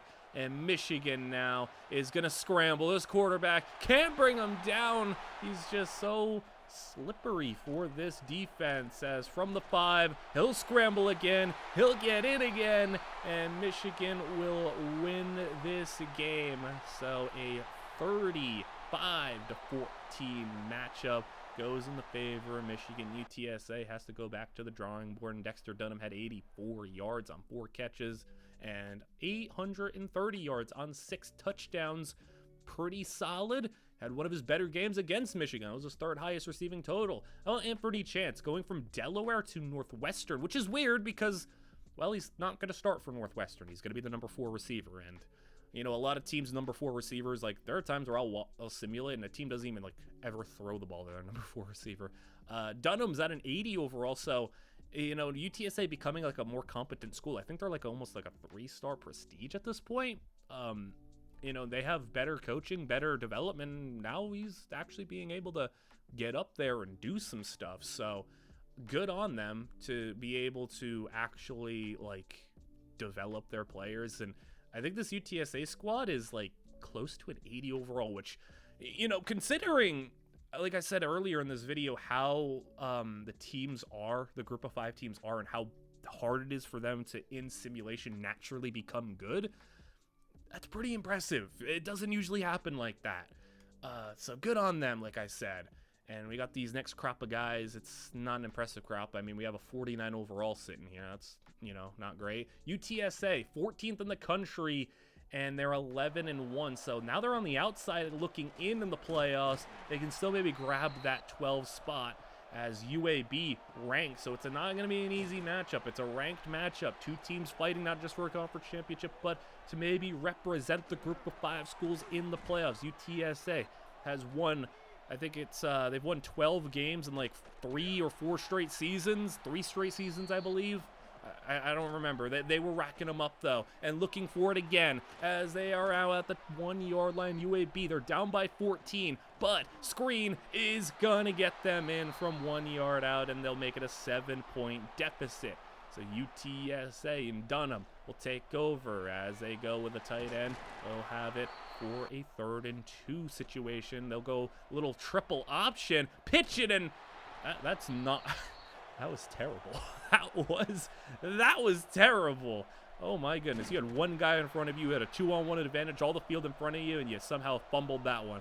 But now UAB has the chance to tie this one up. 3rd and 1, though. That's going to be their first hurdle to overcome on this drive. And the pressure getting in. He's rolling. He's moving. He's going to try to run for it. He's not going to get there. Nice job containing, spying, doing all that stuff you need to. They're going to try that triple option again. This time they actually get the pitch off for positive yardage, but it's just 4 yards on the play. 3rd down and 6 minutes to go. As UTSA, a lot of time in the pocket, and they'll deliver a completion. Over 200 yards passing on the day now. He'll throw over the middle, an open man. That's going to be a gain of 16 yards. And looking for that 2-score lead as they'll go deep down the middle. Oh, that's really underthrown. That was a noodle arm of a throw. Speed option, pitch it out. He gets a nice block from 71. Maybe too good of a block because it kind of threw him into the running back and slowed him down. 3rd and 6. And, well, you got good time, but that time runs out if you can't get anybody open. He had a couple of seconds there, and, well, you're not able to do anything with it. You had to punt the ball. The punter was terrible, and now UAB with a big run to the 38-yard line. The snap of the fingers, they could tie this game up, and it was looking like UTSA was going to be well on their way to getting a field goal, maybe even more, as a throw. Now, look at that! Across his body. Beautiful. Dangerous but beautiful. Stepping up in the red zone, scrambling inside the 10, slides at the 7. There's 12 yards. They go jet pass, and he's going to fight, break a tackle, but only get a yard forward progress as he's going to have 2nd down and goal. Quick, middle. I think he just flat out dropped that one. Wow. He just straight up dropped it. 3rd down and goal. He'll scramble. Well, do it yourself. You didn't want to do the jet pass because it didn't work. You didn't want to throw to the receiver because he dropped it. Scramble it in for yourself. Tie this game up, and now UTSA takes over. They were up by 14. Now it's a tie game. Not able to run the ball there. 2nd down and 12. As they hit the angle route, running back's going to be just shy. 3rd and 1. No sneak here. They're going to hurry it back up. Quick throw. Oh, a miscommunication. Oh, that was just, this is a bad throw. I think they rushed that one. They didn't need to hurry up and do that. They could have just taken their time, sneaked it, went power, designed something a little bit, you know, a little bit more coherent here. I don't love that. They didn't need to rush. 2 minutes to go. UAB, good field position, and they'll get it right across midfield at the 49-yard line. 2nd down and 6 as he's got time in the pocket. And he's looking. And he's eventually going to roll into pressure. No one open. 3rd down and 13. 4-man rush again. And he'll throw well shy of the sticks and he won't even break off the tackle. Probably wouldn't have mattered, wouldn't have gotten them the first down anyway. UTSA now in a position where they can go on this game-winning drive, and there you go, completed. Dexter Dunham gets him to the 41, maybe 2 first downs, and you're in field goal range, and that's a good play. Dunham again, finding him in the key moment, 60 seconds to play, and I think they are right at field goal range. UAB using timeouts, scrambling out, just don't take a sack, and don't throw a pick either. That was almost a pick. 3rd down and 5, first down here, you can run out the rest of this clock, and they got the completion, and no, they're gonna go for it on 4th down. Are you crazy? But I kind of respect that. They got it on 4th down, and they absolutely didn't need to do that, I feel like, but they are continuing to drain this clock. They go out of bounds here, but yeah, they can just run it here, 1 play, and they can run out the rest of this time. That was a psycho move, but I kind of like it. It's kind of stupid, but kind of great. And they get the field goal right at the end. Time expires. That's crazy. You didn't want to leave UAB with, like, you know, a minute to go or however much time they were going to have, and you just went for it on 4th and 1. That's awesome. Dunham goes for 150 on 10 catches. And we move over here where things are a little bit different for James Madison this year. They don't blow a big lead where they are going to choke it away and embarrass themselves. Arkansas State ended up scoring with under a minute to go and missing the onside kick, so final score ends up being a 10-point loss for them. But hey, James Madison had a big lead, added on it, and didn't let it slip away this year, so a win for them. Emory Dobbins goes for 94 yards and 2 touchdowns, and we head to the playoffs where, unfortunately, UTSA didn't make it this time. They got passed over by Boise State, who went undefeated, and that really stings. So Adrian Ware on the bad Coastal Carolina team, 700 yards and impressive 0 touchdowns. That is impressive to go for 700 yards and 0 touchdowns. I mean, it's I feel like it is really impressive to go for like 800, 900, 1,000 yards and manage to not find the end zone. Like, those are always some of the funniest stat lines where you look at a dude and he had like 1,000 yards and like 2 touchdowns. Like, how does that even happen? That's just so hard to do. Buffalo, meanwhile, they are in this bowl game against James Madison. Incredible catch there. We didn't get to watch James Madison in the conference championship. It was too much of a runaway, but here we have a close 1-score game. Buffalo looking to tie it up. Blitz sent in, and they could pick up the extra man. Sacked them. 3rd and goal. 14 yards out. Running back now into block. They throw it up top and over the head of the receiver. Field goal try on its way. Kick is good. Buffalo is down now by 5 points with 8 to go, and a stiff arm from the running back is only going to push him backwards a little bit more. 3rd down and 13 as a now free rusher for Buffalo. They send the extra man. He doesn't get picked up, so both sides lacking some pickup and protection. James Madison had to punt it there, and look at Buffalo's great field position and the strike down the middle to the 34, well on their way to putting up some points and maybe taking the lead here. Running back sneaks out, and he's got 23 on the play. 10-yard line, RPO, bubble, 1 man in the open field, and nice tackle. Got by there, he might have been in. 2nd down and 5. Regardless, he'll be in. Running back punches it in, and the 2-point conversion now as a screen of the back is not going to be even close. So a 1-point game. 15-14 your score as James Madison gets 2 on that run. 3rd down and 8, dropping back. He's got time. He'll find a man, and it's caught. 1st down, signal for that 1st down as you just need a field goal. You can really take your time on this drive too. I wouldn't even mind if they started chewing some clock here. 3:30 to play. You just need 15-ish yards, and that is way more than 15. About 30 yards on that play. You're in field goal range, and yeah, run out this clock if you can. 3rd down and 10. Could be last play before the 2-minute warning if they choose, and it'll be a sack. And that was their chance there. If they got a 1st down, field goal opportunity, good. But yeah, if they got that 1st down, they would have been able to start making Buffalo use those timeouts. Instead, Buffalo, all their timeouts, 2-minute drill. I think the fullback I don't know if that's the fullback or a tight end sneaking out for a 1st down, though, as at the 30-yard line, they'll scramble. He's got 10. He's got 20. He's diving down for 23. And now you're so close to field goal range, especially when you get that much time in the pocket. Somebody's going to get open, and James Madison might be letting this bowl game slip away. I think it really is over. At this point, I mean, he's just let him score a touchdown. I guess he could still stop them and get like 10 seconds to play, but like I just would let him score at this point. 3rd down and 8. Guess maybe force an incompletion, and you do. Buffalo, I guess, messing up a little bit now. Field goal try. Good. 18-17, so here's your chance. 40 seconds. You go screen to start, and you need the first down. You get it. Huge to save a couple of seconds there. 30 seconds to play after the spike. As you check it down, I hate that. I hate that. I hate that. I hate that. 20 seconds to play. You're not going to be able to spike it. You lose time. You got no yards on that play. And now that throw over the head of the receiver.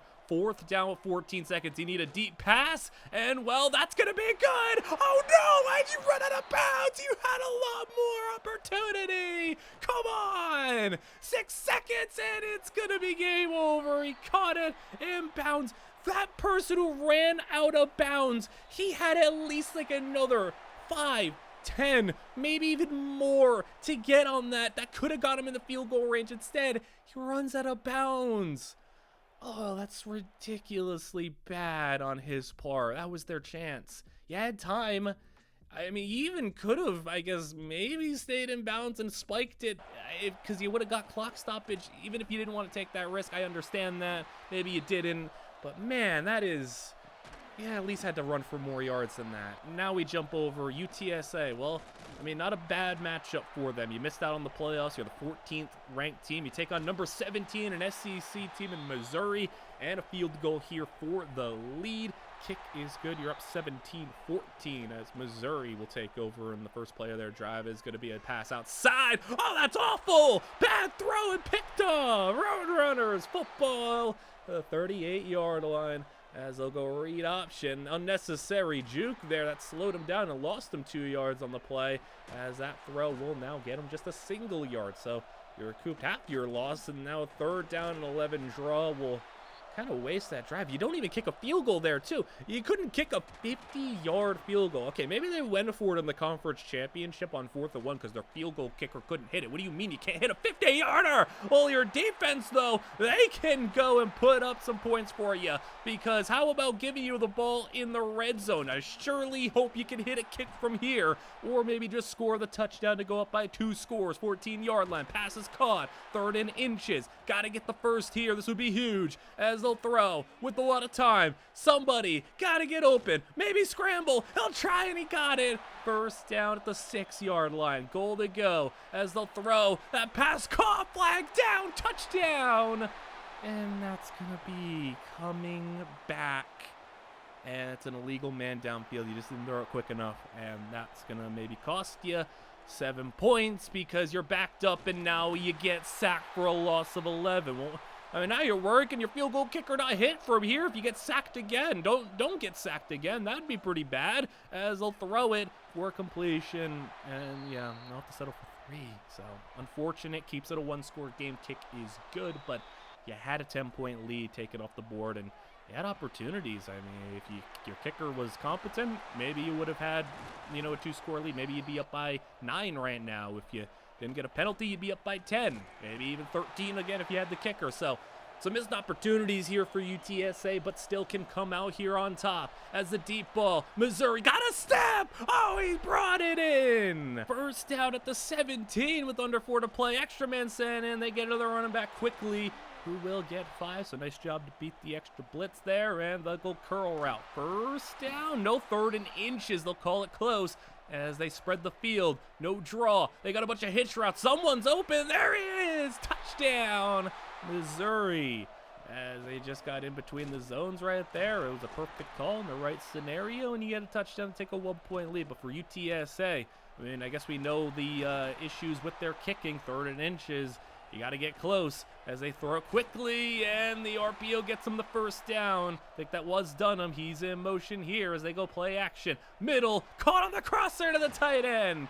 And they are at about midfield now. 2-minute warning hit. 2nd down as they go quick throw. And that'll get him to the 47. I'm thinking, what, 17 yards. I mean, they couldn't hit it from 50, so where is the target line for them? 4th and 2, 43-yard line. Well, they can't hit from 60. Got to get it here. 4th down. He's hit it incomplete.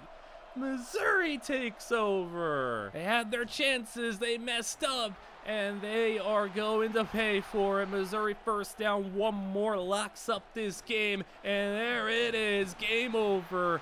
A 1-point loss. I mean, a valiant effort against a really good Missouri team. You go out there against a very talented SEC school and do that. Dexter Dunham, 11 grabs, 138 yards, 2 touchdowns. He goes for 996 and 11 scores, so he's been really good, and he'll have another year to see if he can help UTSA get back to the playoffs as we go to the next season, and Kent State will have a new starting receiver out there. We had some minor transfer portal action. I show you the ones that are important, but you know, sometimes players will leave and then pop up on another school, and you know, they don't commit in the transfer portal. They have to find them. Dexter Dunham, though, how about an 86 overall for Dunham? Dobbins is also pretty comfortably above an 80. We have Orlando Avant also becoming a starter at Kennesaw State, and those are your only starters for this season. Here are your new incoming recruits, but Dexter Dunham, 86 overall.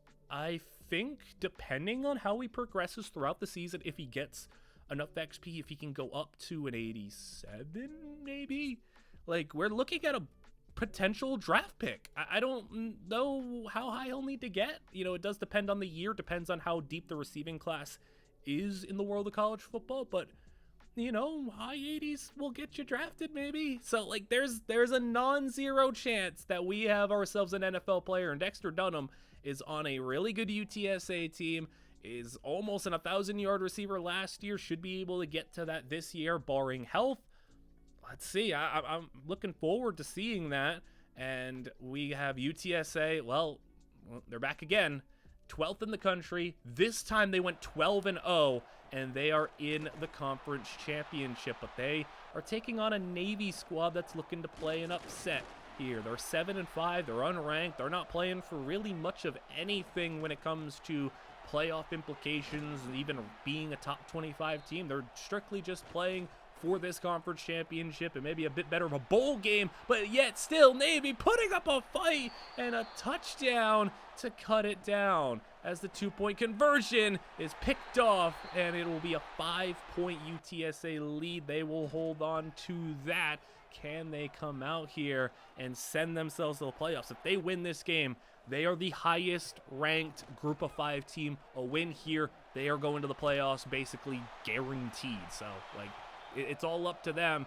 They go 3-0 though, even though they control their own destiny. Is the pressure going to be too much? This team made it to the playoffs 2 years ago, missed out last year, has put up 12 win seasons every single chance that they have had, and they are looking for like their 5th straight. I mean, I guess they hit 12 wins this year, but like I guess they're looking for another conference championship. I think they've won like 4 straight conference championships. Like they've been on a roll. Like they've been dominating. I don't know what's gotten into this team, but they are rolling, and Navy looking to pull it off. Deep pass, looking for the lead, and it's knocked down, 4th down, and they'll have to punt with 6 to go, as they'll throw it into the flats for the tight end, who will break off a tackle and get 2 yards on the play. 19-yard line, 2nd down, and a read option. Quarterback got a lane up the middle. He'll go for a first as they go with another read option here. This time, Navy was ready for it. Got him down for a loss. 2nd and 12 from the 31. They'll find the tight end. And he'll fall forward for a gain of 11. 3rd down and 1. Directly to the QB. Fumble the football. No! And Navy picks it up. Turnover in a brutal situation as they're already in scoring range. 35-yard line screen, 2nd down, and they'll get the first and more. Waving his way through down to the 12-yard line, and Navy can take the lead here. This would dash their playoff hopes and dreams. This would just brutally destroy this UTSA team as they get the touchdown. Navy is winning this game by 1. Can they make it 3? Yes, they can. 27-24. UTSA's down to a 7-win Navy team with a playoff berth on the line, and they're going down for a sack. 2nd and 19 with 3 minutes to play. They'll get sack yardage back and make it a 3rd down and 9. 22-yard line. They're going deep. 1-on-1, and the second defender got there to make it a 2-on-1, and they'll have to punt it away. Now Navy, good field position, but look at that. A 5-yard loss will force 3rd down and very long, and they'll use up their timeouts to force a stop. They'll keep 1 and use the 2-minute warning instead, so it'll be 1:48 to go. 1 timeout, a field goal to tie, a touchdown to potentially win. You got to go a long way, though. You're backed up, and you'll be at 3rd down and inches from your own 27. You can't afford to run the ball, and they do. You have enough time to maybe get away with one more run like that, as you got just over 60 seconds to play. Check down to the back. He'll spin forward and get 6 on the play. 53 seconds and a quick throw, 1st down, and he'll be able to run back to the line, spike the ball. 45 seconds to play. Still 1 timeout as he got another 1st down there, and that's that final timeout. Bird, 44-yard line, and they don't know if they have a better kicker this year, but you are in potential field goal range. 27 seconds to go. 3rd down and 3. You go to the running back. 1st down, and they will kick it from 48 after the spike for overtime. Kick is good. And thank goodness they got a more competent kicker this year. We're going to overtime to hold on to a playoff berth. UTSA on defense first, and they force the incomplete pass. 2nd down and 10. Run the ball, and they'll have a stop for 1 yard. 3rd down and 9. Can send them out on a field goal here, and they will. 3 plays, 0 yards, and UTSA knows what they need to win. Field goal good, touchdown wins it, field goal will continue overtime. Can they find the end zone to send themselves to the playoffs? 2nd and 9, play action. He'll throw, and he got it off before the sack, and he'll at least get some positive yards there. 5 on the play, 3rd down and 4, as he will go outside, caught down to the 1 yard line, 1 yard away, 1st and goal, and it's incomplete in the end zone. They want to Dunham, and now 2nd and goal, and UTSA is going to the playoffs. Touchdown, and they survive a absolute nightmare situation. UTSA will be headed to the playoffs. Dunham in another big game, 152 yards on 9 grabs. Conference USA, meanwhile, yeah, Kennesaw State made it. They didn't do much against FIU. They've also been one of the other good group of 5 teams throughout. FIU has been a pretty much a ranked or fringe ranked team. As we go to the players that didn't get to have really much of an opportunity. Kent State, 500 yards, 7 touchdowns, though. We'll take that. And the next player will be a bowl game appearance, but a domination. New Mexico State lost 27-0 over UCF. Manny Poole, 700 yards, 7 touchdowns. So good on him to at least get a productive season, 3 100-yard games, make a bowl game, but not much else there. James Madison, meanwhile, I mean, as James Madison team, what can you even say about them? They've been a perennial collapsing unit, and well, they had a 12-point lead here against NIU, and we'll see if they can hold on to it as they're going to throw down the middle of the field, and NIU with the ball in the red zone now. 8 minutes to play, and I've seen this before as they'll go, into the end zone. Maybe we're flipping the script this time around. James Madison picks it off as they were able to hold on in one of their conference championships, but I mean, this is a team that kind of underperformed in these bigger games, and against teams that they are higher ranked than or better records than or whatever the case is, they've just kind of underperformed, and they go 3 and out here. So the interception helped out big time, wasting some time, pushing them back field position wise, but it didn't result in any extra points as that ball in a tight window caught, and a 1st down to the 33-yard line. They'll go outside, caught again for a gain of 5. 5 minutes to play, 3rd down, as they'll have the screen set up, and he just flat out missed it. That is a screen that had a lot of room to run too, as the 4th down play is actually going to be a completion. Very well might have been it if they didn't get it instead. Keep the drive going, 4.5 minutes to play, and we are ticking now towards a 3rd down and 9. Under 4 to go after this one. They get the completion. Goal to go at the 1. NIU is going to find the end zone. Oh, that was 2 defenders there. How did he bring that one in? Touchdown. as it's a 5-point game, 27-22. All James Madison has to do is run out some clock here, but they go 3 and out. NIU doesn't even use any timeouts. They barely lost anything. They get the ball right back in great field position. Bubble screen, sails the edge, and a first down, 2-minute warning. 33-yard line and a nice run. And this is not happening to James Madison again. They're just going to fumble this one away. No way, right? As they get a completion, break off a tackle. At the 9, 3rd down and 5, 50 seconds to play for the Huskies, and it's caught! Touchdown! And the lead with the 2-point conversion is gonna find an open man. James Madison has 42 seconds and 3 timeouts, though. Still plenty of chances, plenty of opportunity here. There's the first timeout after a gain of 8, as they will throw underneath. Caught, ball is sent flying! No, it's a turnover! Does James Madison have the worst 4th quarter play I have ever seen? They lose another game in which they were up double digits. And what a way for Emory Dobbins to go out as just a team that was choking left and right. He gets 1,000 yards, though, just over in that final game. And, I mean, a solid career that was just overall kind of underwhelming with the results of what this team really could have been. I mean, they were like a fringe playoff team with that 12 seed. They were a team that should have won an extra conference championship, should have won that bowl game, should have done a lot more than they did, but they just couldn't do it.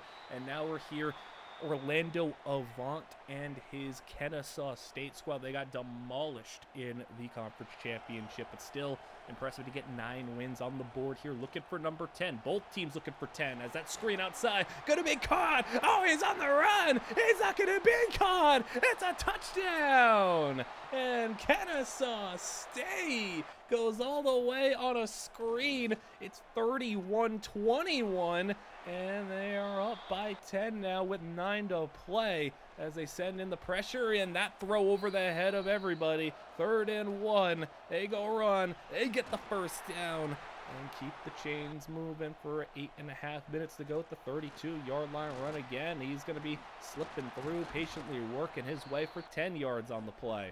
And they go 2nd and inches. Flat route in coverage, but caught in the contest. As at the 44, another blitz, and they beat it again. A lot of quick passes from this Arkansas State team. I feel like we've ran into Arkansas State a couple of times here. I mean, a conference championship or 2, a couple of other bowl games. I feel like Arkansas State's just kind of perennially been on the other end of some of these wide receivers, and it's no different in this one. 7 minutes to go. It's been a nice drive. He's going to get to the outside. I mean, look at him just patiently running. 8 more there. 3rd down and 1. Quick pass on the RPO. Another first down. This has been a really good drive. Another blitz. You going to beat it again? Well, he's going to outrun them. Yes, he will. Touchdown.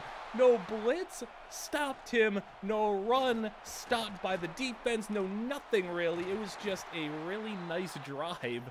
And now, well, you're down by 3, and you can try to force a stop here. After a 4-yard loss, you're setting them back. 3rd down and 14, and you're throwing it deep. Kennesaw State, and it's incomplete. And all that time, I mean, your defense has to be tired after all those plays, and then you get, like 3-4 plays of rest. You get barely anything. And Arkansas State back out there. Incomplete pass on 3rd down. Well, they go 3 and out now. Maybe they were a little bit tired. Kennesaw State will start with a completion for a gain of 9 as they'll drop to throw 3rd down and inches. It's going to be caught for a first. And now you're starting to look at that 4-minute offense where you can run out this clock here. Arkansas State gonna have to start burning timeouts eventually, especially if you get a new set of downs here. It's gonna be 3rd and 3. This is a key play. Speed option, get it out, and he's got the first down and more. Oh, it might be just not fast enough, but he had it. He got him all the way down there. Now Arkansas State using timeouts, as that'll be number 2. 3rd down and 6. Chance to end it here, and he's not gonna be able to do it. It'll be 4th down, 2-minute warning. They'll settle for 3, meaning game could be won here. Arkansas State touchdown will give it to them. As the first play of the drive, there's a flag down, and it's caught on the deep pass, and I think we're looking at a pass interference on the offense. All right, I don't know what triggered that, but hey, back them up. First down, turns to second and 15, and another pressure. That one's going to be a 2-yard scramble, but third down and 13, almost picked off. Maybe should have been picked off. Regardless, you get off the field here, 4th and 13. It's game over, and they won't. Okay, Arkansas State keeps it alive a little bit longer, and now a deep ball. Will they bring this one in? No, they won't. Third down and 10. Another chance to force a 4th and long, and scrambling around, throwing on the run. Oh, it's picked off! Picked off, and that will do it. Kennesaw State will win game number 10 on their season, so no conference championship for them, but an impressive season nonetheless. Orlando Avant goes for 118 and 2 touchdowns, so he had an awesome game.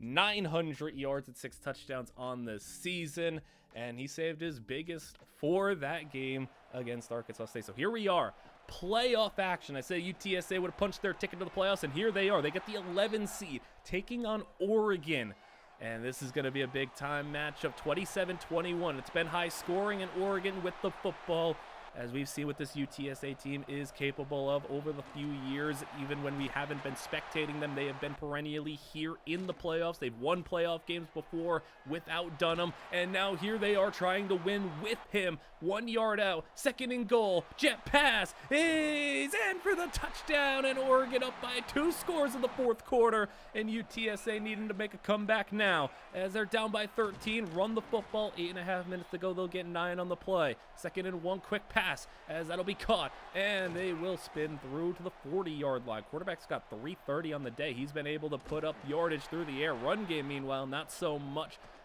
success at all, really. 2nd down and 13. He'll scramble, dive down for 5. 3rd down and 8. What do you got here? He'll throw it deep. Oh, he's got a step. Oh, he's got it.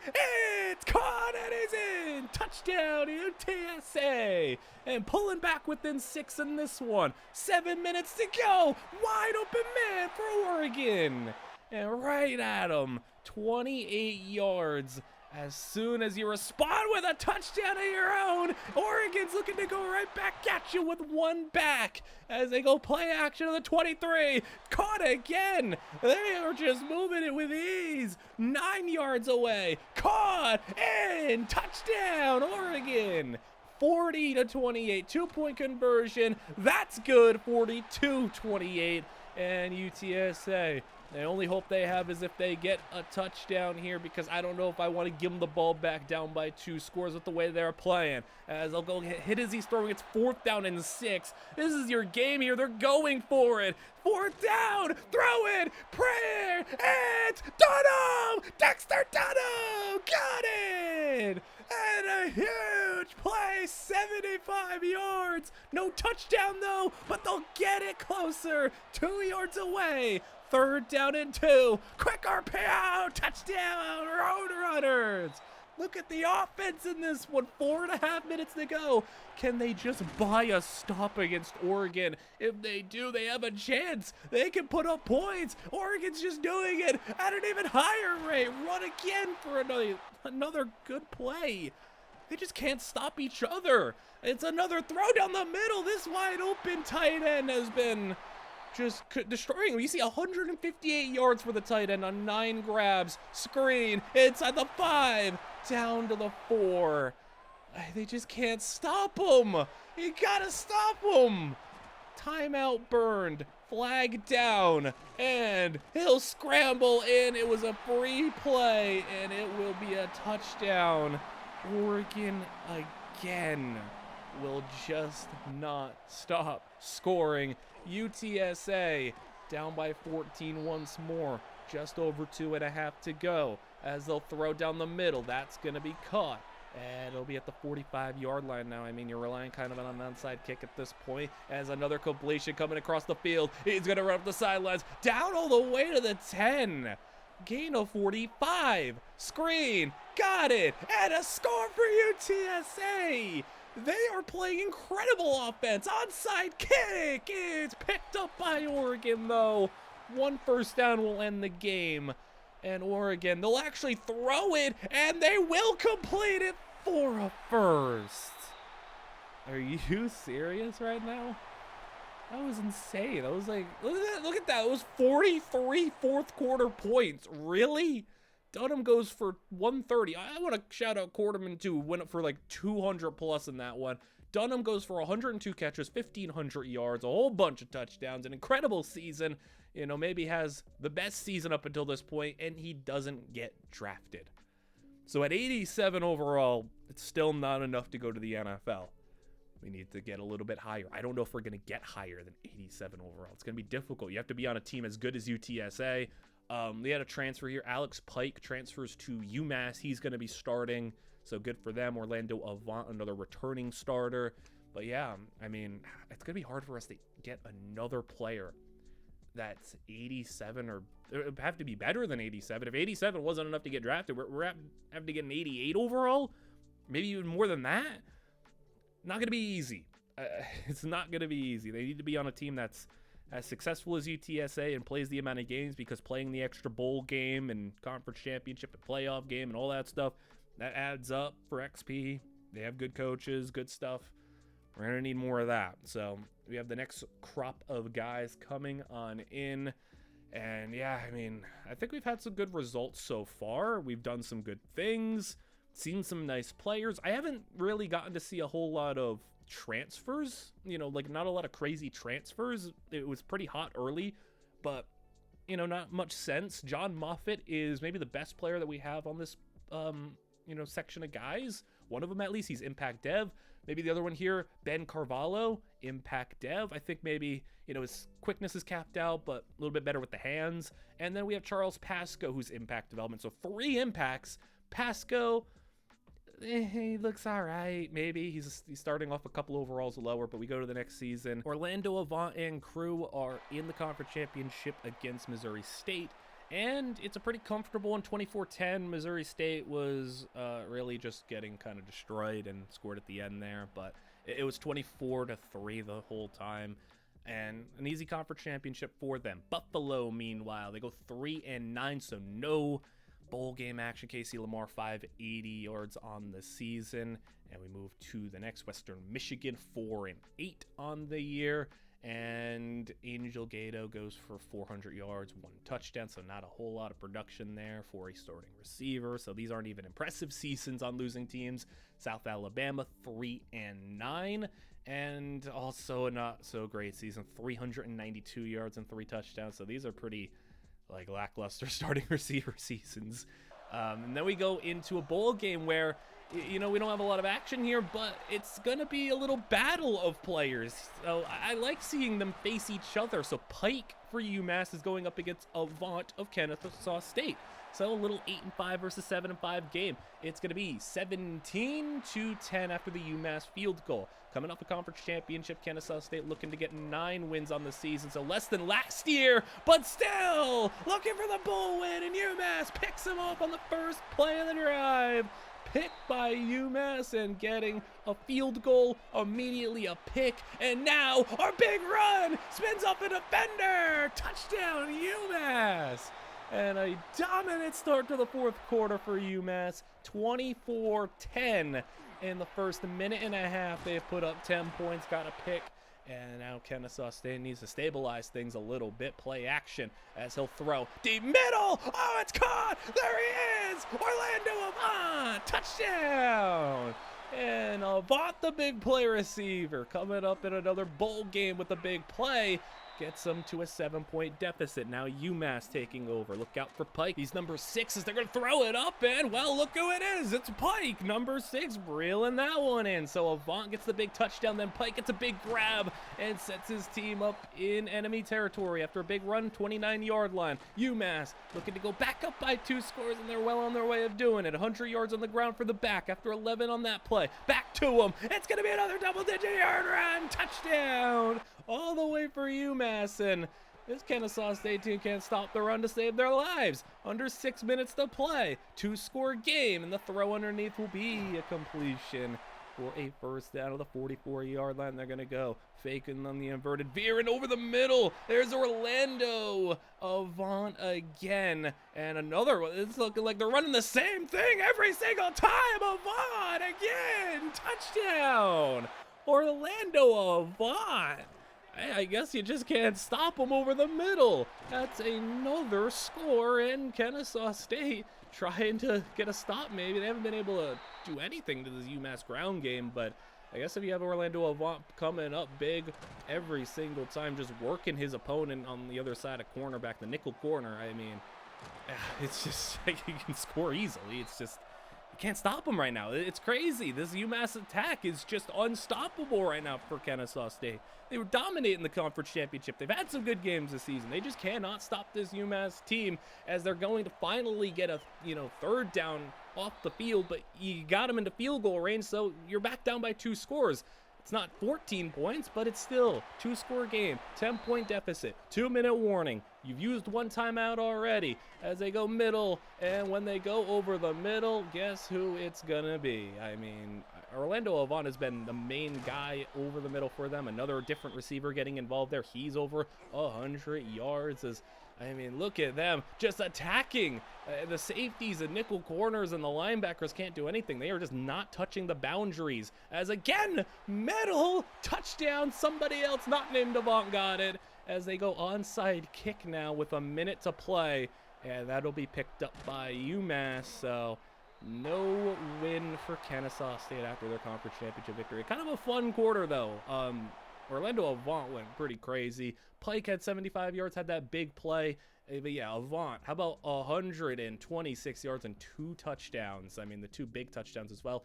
A less productive season, 700 yards, 6 touchdowns, but saved his best for the bowl game. I mean, that's, I guess, what we want to see. Alex Pike, meanwhile, about 1,100 yards and 6 touchdowns, kind of out of nowhere to have a really nice season and have a, 5 100-yard games. So, yeah, this was maybe the most uneventful season in terms of games because we, graduated James Madison, UTSA, who are more successful teams. But now we're going to see Orlando Avant be even better, 80+ overall. A couple of other starters retaining their spots, getting spots. I mean, I don't expect much from some of them, but we'll at least keep an eye on them and see what they are able to do. South Alabama, Gerald Sloman. I mean, he's basically maxed out, and he's just a 73 overall. So, I mean, some guys, they get maxed out, and it doesn't matter. They're still not good players. And some guys, they get maxed out, and they're mid-high 80s. I mean, it's really interesting how it works. We have a new starter over there for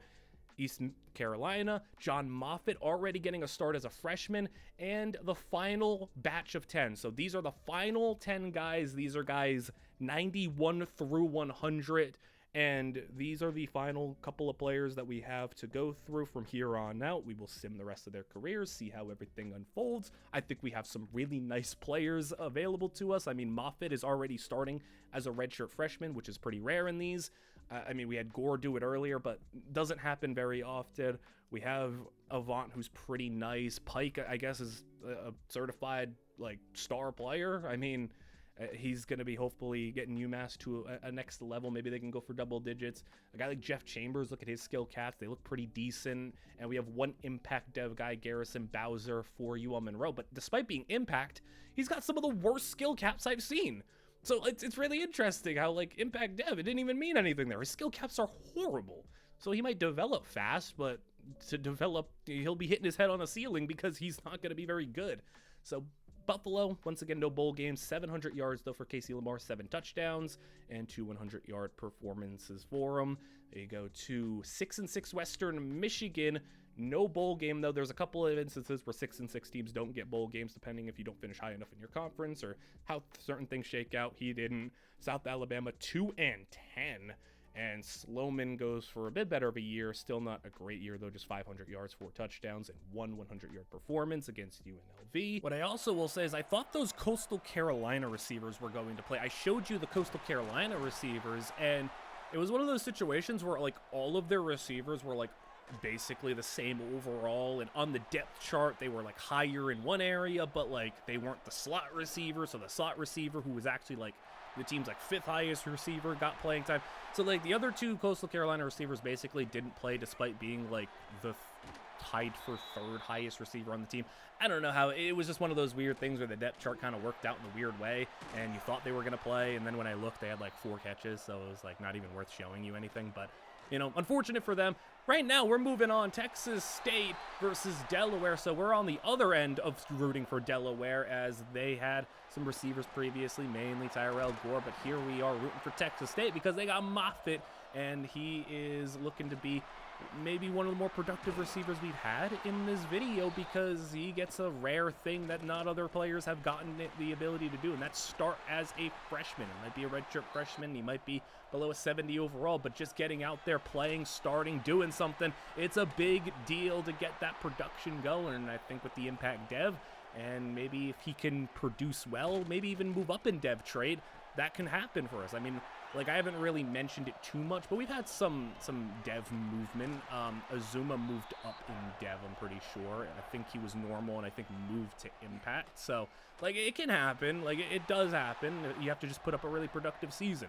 For Texas State, though, they get a field goal on this drive. It's not been a very, like, eventful game. It's been a very fast-moving game, where we're already down to, like, the 2-minute mark. Delaware's going to have to do something here as they're scrambling. He's got a big run sliding down. So they're down by 6 and got to get a touchdown here. All their timeouts at their disposal, about 90 seconds. There's one timeout used, 3rd down and inches in the pistol. They go running right up the middle and get the first down at the 43-yard line. There they go back to the line.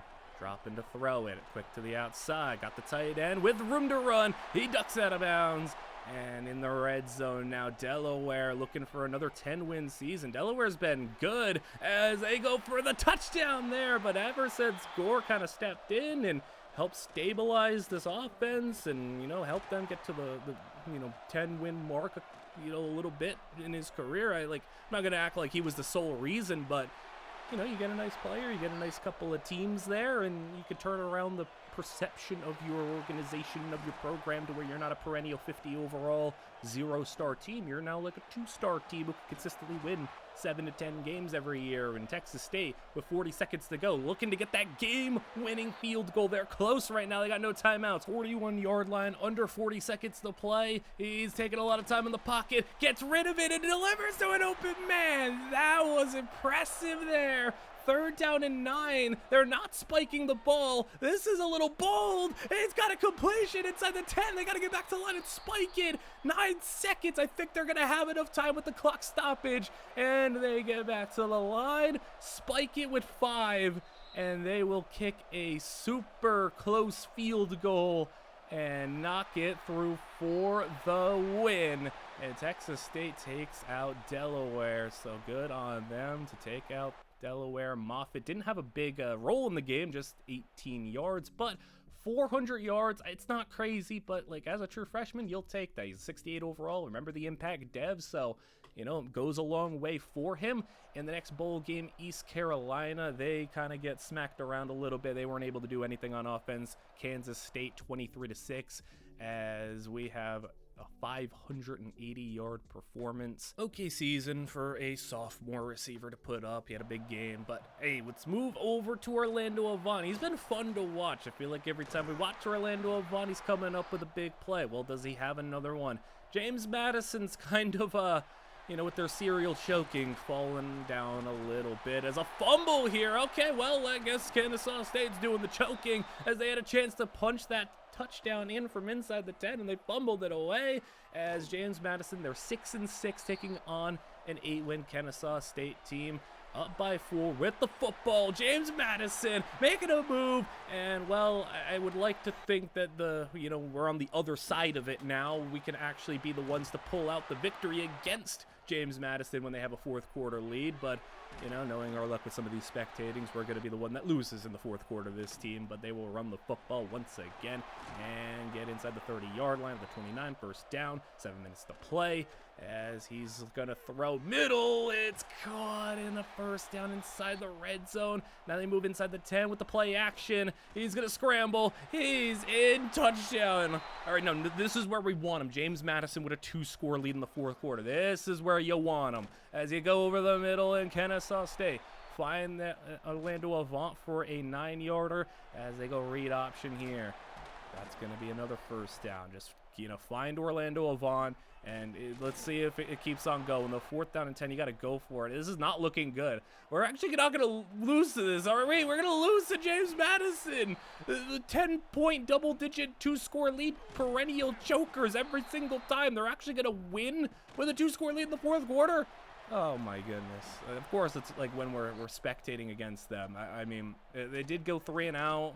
3 minutes to go. Like, it's not impossible, but hey, man, this is not going to be a fun way to end Orlando Avant's career. Spread the field as they will throw over the middle. It's caught. A lot of room for the running back. Is he gone? Yes, he is. Touchdown. Okay.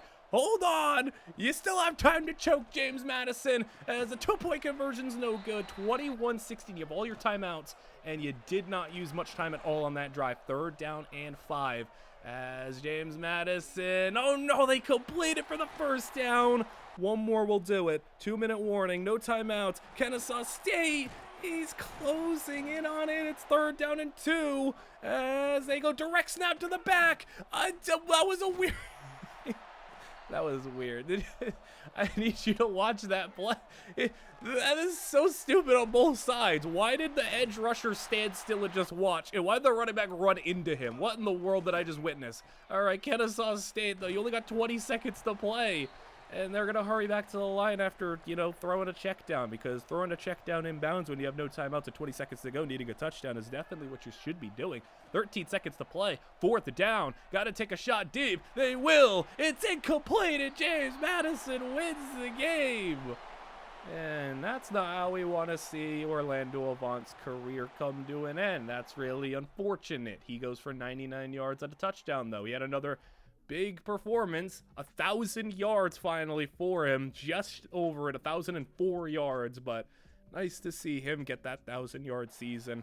As we move over to Pike and UMass, as we go Middle Tennessee State, 11-2 for them. UMass was able to win the bowl game last year against Kennesaw State and kind of put Pike on the map. Him and UMass now 9-3 this season and up by 14, looking for another bowl victory here, and they're looking like they're well on their way to doing it, especially if they can prevent Middle Tennessee from finding the end zone here. Under 7 minutes to play. Already Middle Tennessee taking some time on this drive, but as long as they put it in the end zone with a reasonable amount of clock left, it still is not going to be much of a worry for them. First down around there. 5.5 to go. They'll throw a quick slant and another completion. Now we're eating up over half the 4th quarter with this drive. This is ridiculous, but they're going to run again. About 4.5 to go. 3rd down and 8. Screen finds his way in. Touchdown. A very time-consuming drive, though. As UMass, I mean, they are put in a position where all they have to do is score anything, and I think it could be game. As it's 2nd down and 10. Throw the outside. That's high, and he can't reel it in. 3rd down and 10. Don't want to go 3 and out, and 3 incompletion. You just let him take all that time of that drive, and you took like 20 seconds. You wasted 20 seconds and no timeouts. All right, well, now Middle Tennessee could tie this thing up, and I got to imagine UMass, your defense is probably a little bit tired, but, well, good job getting off the field there. You go force a 3 and out, and now with another chance, and oh my goodness, you just lost 10 yards on a run. What in the world are you doing? All right, run it once again. Get it up the middle. Get all those lost yards and more back. 3rd down and 6 as he gets the completion. First down. As he's at the 39. One more first down will go and end this game. 2-minute warning. UMass. I mean, hey, thank you, Middle Tennessee, for taking your time on those drives. You helped run out most of the 4th quarter. UMass does the rest, wins it in just a very clock control, ball dominant game as Pike goes for 80 yards. He has another 1,000-yard season. He tops last year, 9 touchdowns, almost 100 yards a game. Really impressive from Alex Pike. I think that's a bit of a surprise player going to next year with these next set of starters. There are instances, East Carolina, for example, where, hey, just because you earn a starting job doesn't mean you get to keep it. For the guy who had like 500 yards for East Carolina last year, he loses his starting job because he's a 1-star and he doesn't develop very much, and they just end up getting better players. But on the other hand, we have some guys getting opportunities. Deion Hamrick for Appalachian State, a good Appalachian State team. is going to be a starting receiver at such a low overall. Go into the next season where USF is going to dominate UL Monroe. Tyler Chosen, though, goes for 989 yards and 5 touchdowns despite being on UL Monroe and getting dominated in that bowl game. So good on him. As we immediately get in the action, there's not a whole bunch of players left, but the ones that we do have could be like meaningful guys here, as Appalachian State's a 10-win team right now, and they are in this bowl game where, like, you know, they were like a fringe ranked team. They were maybe one of the teams in the mix for getting a playoff spot. They're like one of the better rated group of 5 teams. Are like in the mid 70s, which is pretty good for a group of 5 team. So they're doing their thing right now, and I mean, they're weak at wide receiver, but hey, we will take that, as Toledo, meanwhile, is getting a turnover in their favor. But they're weak at wide receiver, but because of that, we get to see one of our guys get an opportunity. So Toledo just put up a field goal, gets a fumble, gets the ball right back. They run the ball, dive down inside the 5, run the ball, and immediately we went from a 14-point lead to now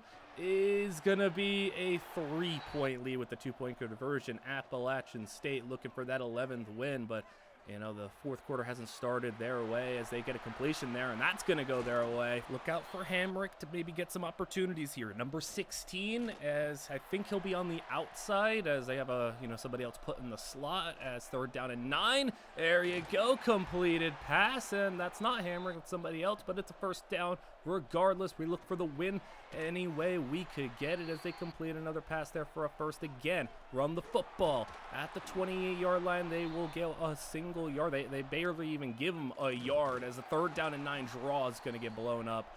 I'll have to settle for 3. Field goal. Guy came in trying to block it, had maybe a little bit of an opportunity there, not quite able to get his fingertips on it though. 38-32 with Appalachian State with the sack. Is going to back him up 3rd down and long, as he's hit as he's throwing and completing a very swift 3 and out, as App State takes it back over and right at midfield. So with 3.5 to go, Toledo gonna have to start burning timeouts, and with a play like that, you put yourselves in a spot to get up by 2 scores. A field goal would be just enough to do that. You get a completion, 9 more. Horrible situation for Toledo's defense to be in, having to defend from 1 yard out, but you get a sack. That's the worst thing you could do if you're App State in that spot. 3rd down, and you're just going to launch the football down the field, and I think they went for Hamrick, and it's incomplete.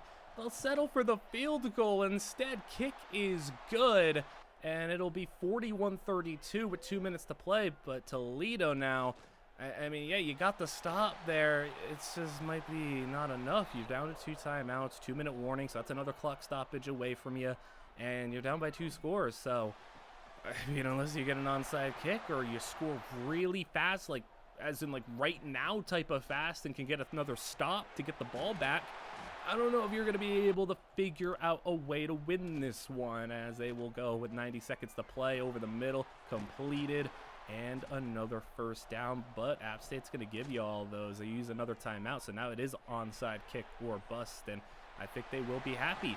Let them go. Let them get down the field. You have 200 receiving yards. That's a-okay. We just got to recover an onside kick, and we win this game, as Toledo buying time. And it's going to be caught for a touchdown. That's a nice play, but will it be all for nothing? Onside kick is picked up by App State. And that will be your game. Appalachian State wins it 41-39. And Hamrick goes for a touchdown on the game, just 27 yards though. But as a freshman, about 900 yards and 15 touchdowns. Wow. Look at the game against Utah. 4 touchdowns.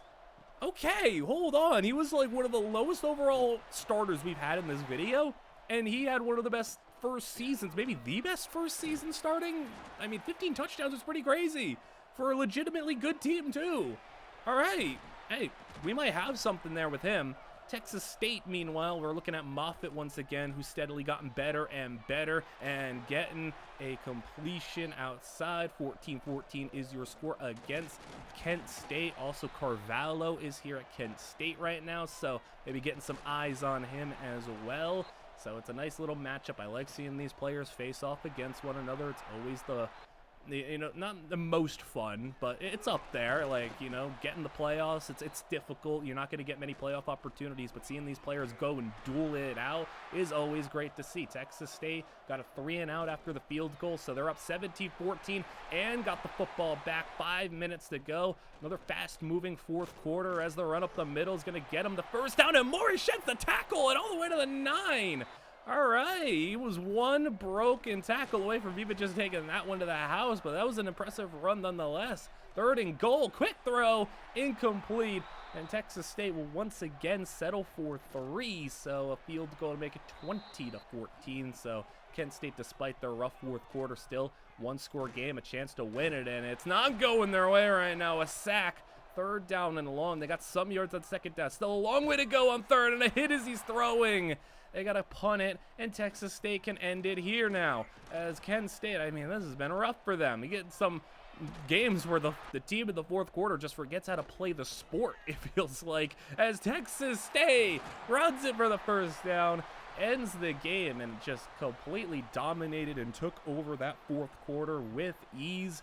And yeah, Moffitt, 90 yards, 2 touchdowns. Meanwhile, Carvalho, yeah, I mean, 1,000 yards on the season, 6 touchdowns, but he didn't have really a whole lot to do in the bowl game. Unfortunate for him. Moffitt, 900 yards and 13 touchdowns, so a massive step up from last season. Good for him, and he's still gonna, go along and be a starter. We go into the next season. Ben Carvalho hits the transfer portal, doesn't go anywhere initially. I had to find him. He ends up at Hawaii, and he's the #1 wide receiver. 79 overall, and still a little bit more room to grow, so he's definitely going to be like an 80-plus overall player at some point. Tyler Chosen, speaking of someone who could be 80-plus, maybe he'll have a little bit more development in him. And John Moffitt, almost fully maxed out. He's above an 80. Charles Pascoe's getting an opportunity to start as well. Jacksonville State, 73 overall. Deion Hamrick, after 15 touchdowns, yeah, no surprise, he takes a pretty big leap. 75 overall with like coach boosts and everything. Jeff Chambers also at New Mexico. I said one of the schools that had been doing really good is New Mexico. They made the playoffs a couple of times. You'll see it at the end of the video too when I look through the Heismans. They had a Heisman winner too a couple of years back. Like, they were like doing stuff. As we go into a conference championship, the Sun Belt title, it's Texas State versus Appalachian State, which is a really fun matchup. That's Moffitt versus Hamrick. And we'll see the two battle here. 15-12 your score. App State 11-1 with the ball as they go to a completion for 8 yards. He's just over 100 yards passing, so you can imagine Hamrick's probably not had a great game as they go 3-and-out there. It is he was throwing as Texas State takes over. Definitely, more so the underdogs in this one, as App State is, one of those teams in that mix for a playoff spot. If they can go and snag that last seed, a win here, they would also need some other help along the way, if that even is possible for them. But we'll talk about scenarios and stuff elsewhere. It's time to just kind of focus in on these two schools, as Texas State isn't able to do anything with their offensive drive. So 2 defensive stops as Appalachian State not 3-and-out on this drive. Completion to the 43-yard line as they run the football with an open lane, and you can see the tackle just absolutely put that edge rusher on his back. 100 yards on 10 carries, so they ran it well. Got just as much rushing yards as they do passing, as they'll go 3rd down and 7. And he'll go up top. It's a high pass and brought in. What a catch. And they'll have it at the 21-yard line. Just put it up there. Jump ball. And the receiver wins that battle as they'll go with another one to the end zone. And it happens again. Look who it is. Deion Hamrick, his archetype is contested specialist. I think that tracks. That looked like a contested specialist to me. And a touchdown for App State to take the lead. And 2nd down and 2. Texas State with the screen to get the first down. Their quarterbacks played a very nice, very clean game. But if they don't want to win this one, maybe you have to get a guy like Moffitt involved. He had double-digit touchdowns last year. Can he find the end zone again to give his team the lead?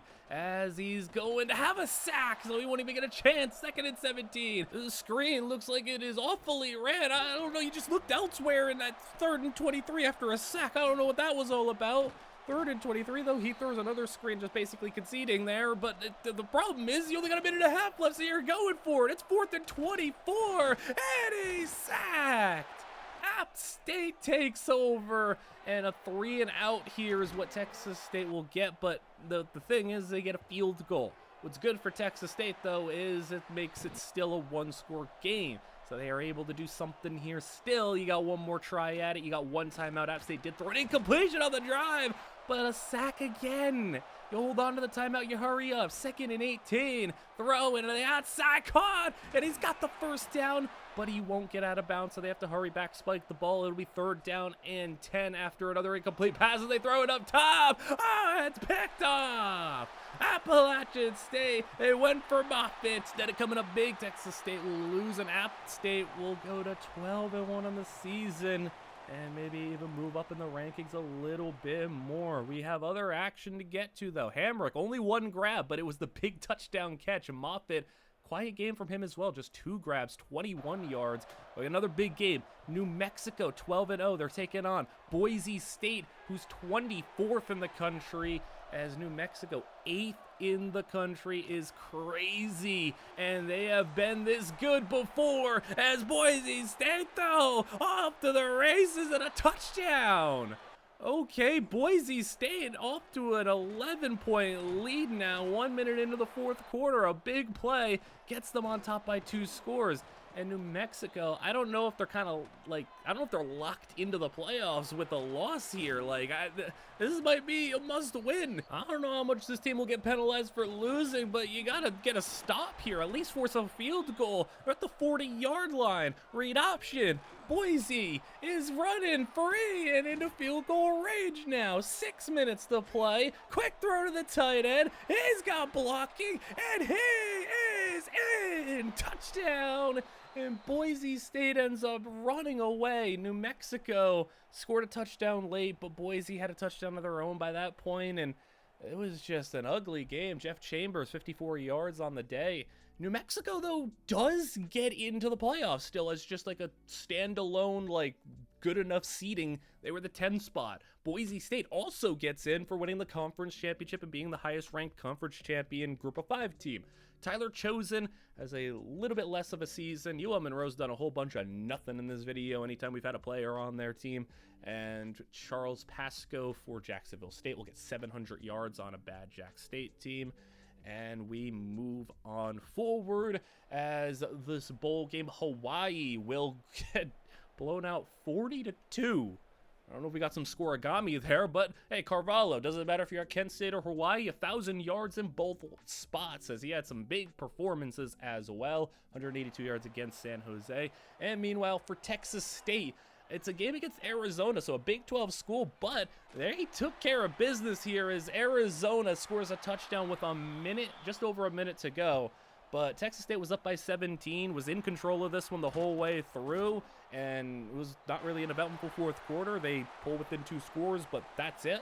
And Texas State wins, so, no conference championship, but a nice bowl victory. Moffitt, basically an identical season as last year, 900 yards, so a little bit more yards, but he also had 1 less touchdown. We move over, Appalachian State, 12-1. They're taking on a 6-6 UAB team, which seems maybe like a bit of a mismatch, but UAB has played this one really tough, really close. 6-6 may be their record. They may have half as many wins as App State, but it's a 3-point game, and they have it 3rd down and inches. They're down, but they have the football. They're converting here, and they are looking to tie or even take this lead with 8 to go, as they are going to have pressure in their face. He's going to get rid of the football, though. Completed out for 6 yards on the play. Move to 3rd down and 3. Read option. He's going to not get to the 1st down marker. 2 yards shy. They'll go for it. It's a bold call. I like it, though. And he's got it. All right, I really like that. You got it, too. Quarterback's not had a great game. 2 interceptions, just a single touchdown, but he'll have the bubble out there for another 1st down. And you're in field goal range, I'd imagine. Play action. Got an extra blocker out there in the tight end, and he's gonna, hesitate a little bit. I feel like he could have gotten a little bit more yards on the scramble there. He got 6, but hesitation maybe costed him a 1st down. As on 3rd down, he won't get the completion out of the hands of the receiver, and instead they'll have to settle for the 3. Kick is good. We're all tied up, and Appalachian State takes over with under 6 to play and a chance to win this game. I don't know if they'll have a full-on, 5.5 to 6 minute drive here, but you can go on a long drive, take up a lot of time, and score if you must. They have 121 rushing yards. I'd like to see Hamrick do something here as well. He had one catch in the conference championship, but it was about as big of a catch as you could have as they go bubble screen. Ow, that's a different receiver with the football. And it'll have 9 yards on the play. 3rd down and 1. Sneak for a 4th and inches. And they punt it from the 37. Oh, that's got to be a peak cowardly punt. You punt from the 37 on 4th and inches in a tie game. You cowards. I don't care that you got to stop. I almost don't want you to win for doing that. That's crazy. They got right back to the 36, though, as it was 2nd down and 6. Quick throw, completion. It's everybody but Hamrick, but hey, it's working out right now. And you got a 2-minute warning as UAB going to start maybe burning timeouts. Not quite. Yeah, they do here, though. 1:20 to go on 3rd down and 14. As you get a 1st down here, you're going to run out the rest of the clock, but instead he gets sacked. And they'll kick the field goal. Kick is good, and now UAB looking to force overtime or maybe steal the win here. It'd be a major upset as they go wide open receiver. That is just way too much space for him. 19 yards on the play. Even if you're tackling him in bounds, you can't be allowing 19 yards at a time as they go 44 seconds to go. And another pass over the middle this time as that's going to get him another big play. Another, like 15, 20, 30-yard chunk play. As it's 3rd down and 10, though. 30 seconds to go. Maybe you're in field goal range here. As is going to throw underneath. He's going to go for the 1st down marker and not quite have it. They'll kick the field goal with 20 seconds to go. Kick is good. And I think we might be headed to overtime. They'll run the football with 14 seconds to play. And Appalachian State, oh no way! Running back! Oh, he's gone! What a absolutely stunning turn of events! They just won a game when they were content running out the clock, going to overtime, and you allow a 70-plus yard touchdown? Are you kidding me? Defense of UAB. If I were the coach, oh my goodness, the tablets are being thrown, tablets are being snapped over my knee. That is ridiculous. You cannot let that happen. We got to focus in on the next thing, though. It's Pitt versus New Mexico. We're in playoff action, and New Mexico right now just takes a lead off the field goal. New Mexico has a legitimate chance to win a playoff game here, and they are set up with a 3rd down and 1. Can they get off the field? Read option. Yes, they can. Oh, New Mexico up by 2. 8:30 to play. And they are ready to maybe even take a 2-score lead. This would be so awesome to see a team finally win in the playoffs. Ball is thrown into coverage incomplete, and they go 3 and out. I mean, we've had Texas A&M, and they weren't able to win a playoff game. We've had UTSA drop 21 points in the 4th quarter for them to still not win a playoff game. It's been just a process, a struggle to win a playoff game for any one of these receivers, and New Mexico has the best chance up until this point as that throw isn't complete. Actually, I think I'm lying, though. The best chance was Texas A&M in that overtime against Oregon when they, somehow got a missed field goal from like 19 yards away and still managed to lose the game. I'm not over that. That is ridiculous that you lose that game. But New Mexico, we just got to focus on that as they are going to throw, and he's getting sacked. Loss of 6. 2nd and 16, though, with 5 minutes to play. And they got a drag route. A lot of room to run, though, and he's got about 11 on the play. 4:40 to go. Hold on to this lead. Can he get this 1st down? Keep the clock moving in your favor. Oh, what a catch! And it was Chambers. Look at Jeff Chambers, one of our receivers, getting the big play. And now a 1st down. New Mexico, if they put it in the end zone here, I think they actually are going to win the playoff game. Come on. He's throwing to an open receiver. Quarterback's playing a very good game right now. Very good, at least drive. I don't know about maybe the first 3 quarters. They got another 1st down carry there. Pitt's gonna have to start burning timeouts, and they got another 1st down run inside the 10, down to the 5. Go the go. Come on, run it. It is right at the 1. He's on like the half-yard line. Sneak. No, and they're kicking. No, don't kick the field goal. Go for the win. Go for the touchdown, because then if you don't do it, look at Pitt. No, it's on the 10. and you don't get that killer instincts. If you're New Mexico, you can't win it. And pin, touchdown. And they take the lead. And they get the 2 1 yard away. I understand kicking a field goal makes it a touchdown game, but a touchdown there, if you score it, it ends the game. You're not allowing them to score twice. I mean, they had no timeouts right now. You'd be just recovering an onside kick and you'd be home. Instead, New Mexico has under a minute to go. Third down, big completion into pit territory. You can still take this to overtime. It's not even close to being done yet. Just got to play it smart as a defensive tackle. He just bowled through 2 linemen. What do you even do? A double team got destroyed. He's spinning off a sack and fumbles the football. Pitt is going to win the game. Oh my goodness, man. All you had to do was just get that 4th and goal from the 1. That would have changed everything. I mean, other things could have happened, obviously, as well. But Jeff Chambers, in his first year as a starter, 700 yards, 6 touchdowns. And New Mexico, they're a good team. They're I think, like, among the best teams that we have had in this video. Maybe even better than the UTSA team from an overall standpoint. John Moffitt, now fully maxed out, 85 overall with coach boosts and everything. Kevin Burton is going to be, I guess, playing for Ohio a little bit. And Charles Pasco transferred to Vanderbilt, but he is not going to be one of the starting receivers. He's going to be the number 4, so I guess have fun catching 5 passes in the SEC rather than like 60 in the Conference USA. I guess that's up to you. I don't know how much he even got paid to move to Vanderbilt. Probably like $5. I don't know. Dion Hamrick, though, looks really good. His route running is insane. His hands are good. He looks to be amazing. Jeff Chambers also looks really good as well. So Chambers and Hamrick, I mean, they're going to be battling it out also for potential playoff spot as we have championship implications here. Mountaineers 35-14 in the Sun Belt title game dominate Troy. Meanwhile, New Mexico, they have a tough matchup. They are 8 in the country again.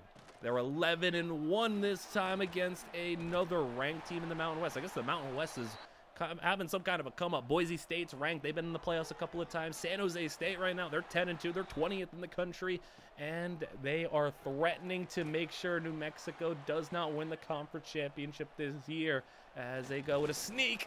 3rd and goals, 4th and goal. No, not again. 4th and goal from the 1. I know it's a different scenario. This one's to take the lead. They kick the field goal, but man, I hate 19-yard field goals. They are painful to watch. 24-21 your score as New Mexico's defense is allowing the first down. San Jose into enemy territory very quickly. What a hit, and they call that a completed pass, even though that ball, I guess, fell out of his possession. I don't even know why that was. I don't know. I'm not the referee here. That's a 21-yard line, though. Screen. San Jose. Spin move inside the 10. Down to the 8.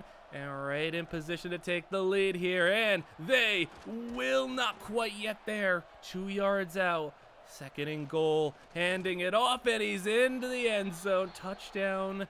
Spartans 28-24. New Mexico, you can't drop another conference championship. Even if you are, free to get into the playoffs from here, I mean, you don't want to drop that again. And maybe this time it will drop you out of the top 12 or top 11, what you need to get in. It's just, you can't afford to be championship contender and you can't win your conference right now if you're in the Mountain West. No disrespect to this Mountain West conference that's seemingly as stronger than ever as New Mexico running it well to the 23. Quick throw off the sidelines. Guess who? Chambers. Touchdown. 31-28. 2.5 minutes to go as San Jose. Their turn. That pass up top is knocked away. Good defense. It's already 4th down and 8. He's hit as he's throwing it. It's incomplete.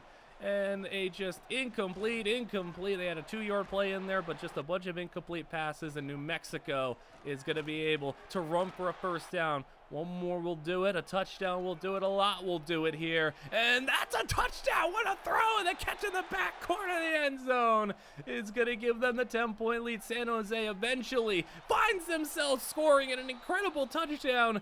But by that point, 1 minute to go. Onside kick with 1 timeout is picked up by New Mexico. And they will have it a victory, 38-35, and on to the playoffs they go. 2 touchdowns, 77 yards for Jeff Chambers. What a game from him. And, well, we're guaranteed a playoff victory. Would you look at that? Jeff Chambers makes all-NCAA team as well, so we'll get into that in a second. But, well, I mean, we've been struggling to get a playoff victory. They're facing each other. We're guaranteed somebody getting a playoff victory. So Donovan Thomas is starting at James Madison, 71 overall. He had a whatever season. Carvalho, poor guy, shouldn't have transferred to Hawaii probably. He goes and has a higher touchdown number than he's had, but his lowest yards total since becoming a starter. And he almost had 3 1,000-yard seasons in a row.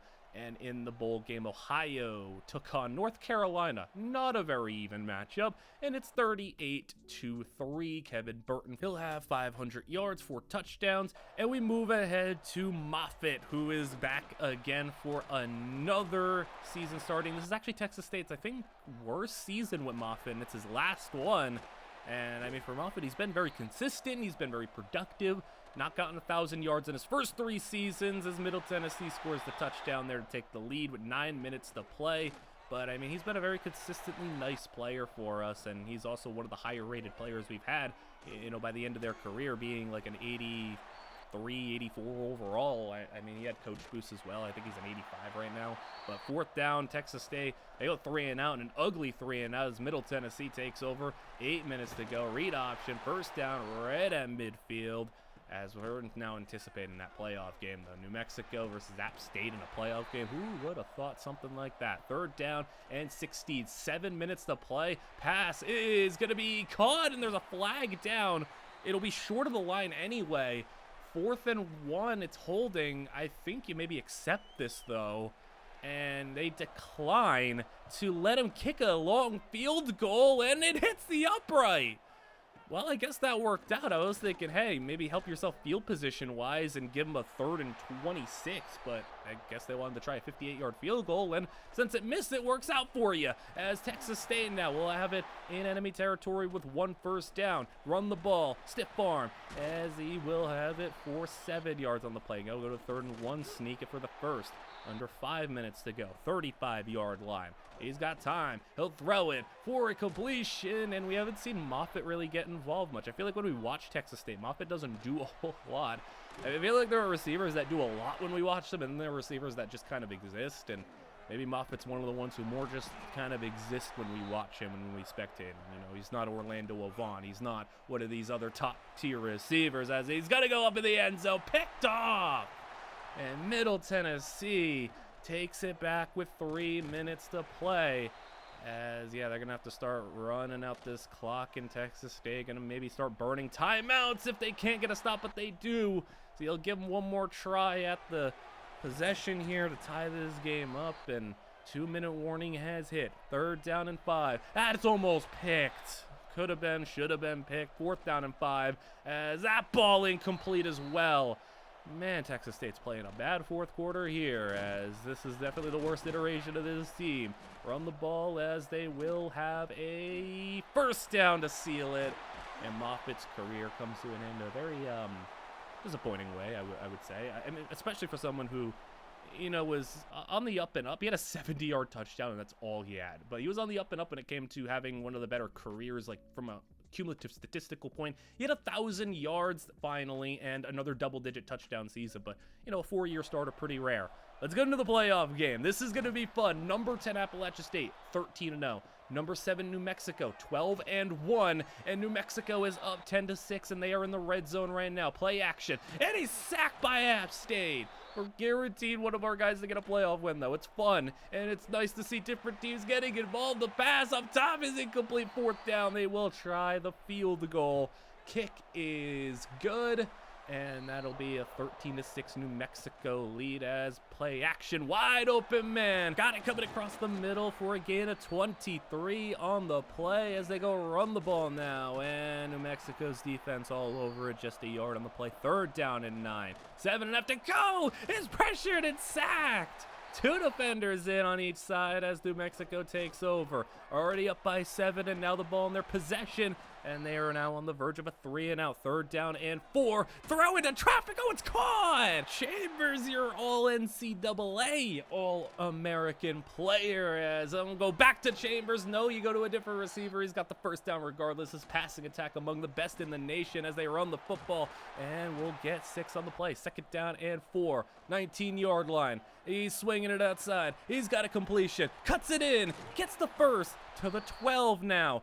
5 minutes to go. Bubble screen. Chambers. It's down for 4 more. 5 yards out. 3rd and 3. Run it up the middle. That's a 1st down and goal to the 1-yard line. It's a long yard, but it doesn't matter. It's a touchdown. New Mexico up 20-6 now. And they are looking great in this game. New Mexico maybe showing that they are just outright the better team right now as we are down to 3.5 minutes to play. We'll set up another quick pass with a catch and run opportunity. That'll be a 1st down. 2nd and 11 now as they lose a yard on 1st down, but get it to Hamrick. And Hamrick has 6 on the play. We're under 3 to go. 3rd down and 5. They needed more than just these quick little hitters. They need a big play at some point. 2:40 to play. Pressure in. He's going to throw it outside. Oh, it's jumped. Picked off. And the linebacker, he's not going to be able to take it all the way, but he's all the way to the 18-yard line. And New Mexico, I think, is closing in on the victory. They're taking a shot for the end zone. Knocked down. But they will just go 3-and-out and happily take their 3-score lead on the field goal. 17-point game. And Appalachian State, with a last gasp effort, is throwing another pick. And this time, it's not no linebacker. It's a defensive back all the way to the 8-yard line. Just barely caught. But New Mexico is going to win the game 23-6. Dominated as they did not allow any points in the final 3 quarters. Chambers did not have as big of a game as Hamrick. Hamrick had 13 catches for 112 yards. How about this insane season? 1,600 total yards, 16 touchdowns, and a massive year from Hamrick. And that wasn't enough to make NCAA All-American. So what did Chambers do? We'll take a peek at that. As long as they are still in this, though, we are here to watch New Mexico, see if they can win a playoff game against a team like Michigan. 27-17 is your score, but Michigan punches in a touchdown to make it a 3-point deficit. But New Mexico walked into the 4th quarter up by 10 on an undefeated number 2 ranked Michigan squad as they go with a sack there. 3rd down and 18. Michigan's defense, can they get off the field? Yes, they can. Knocked it down. And already a bad start to the 4th quarter for New Mexico, as that play will be a 1-yarder. 2nd down and 9 as he is going to get the pressure in where he scrambles away and gets 4 after the dive. 3rd down and 5 and close, but he's got the 1st down. Haven't needed to throw it much, just 150 passing yards, but the run game's been doing it, and part of it is the quarterback and his legs. Getting to the 30 after a slide now as they'll go with a handoff to the outside, makes a man miss, breaks a tackle. Only 4 on the play though. Still 113 rushing yards for the back on just 14 carries. Throwing it deep, end zone, knockdown, 4th down, and the field goal unit comes out to tie this game up, and it is good. New Mexico 27-27 with Michigan, and the pressure of this Michigan D-line destroying this New Mexico offensive line. 2nd and 21. They'll go with a short pass and actually get all the sack yardage back. 3rd down and 9. Can they hit something here? It's Chambers, but he's 2 yards shy. And it's a pun where Michigan takes over. And look at the run. One big hole open up. Touchdown, Michigan. And they take the lead just like that. 5 minutes to go, and New Mexico starting to crumble. You can kind of see a team with like championship experience coming out and shining through. Michigan up by 7 as they hurry it back to the line as they go with a little end around. Oh, what in the world? Michigan's D-lineman just caught the end around and scores a touchdown. I've never seen anything like that. Michigan up by 2 scores. What did I just watch? I've never seen that before. That is incredible. They did a little reverse, and the defensive player caught it. What? That's... what do you do if you're New Mexico? That just happened to you. You're down by 2 scores now. And, I mean, they're driving. I don't even... Like, that's got to be as deflating as it gets. As they go with another completion. Inside the 10, it's goal to go. And they can make it a 1-score game. End zone touchdown, New Mexico.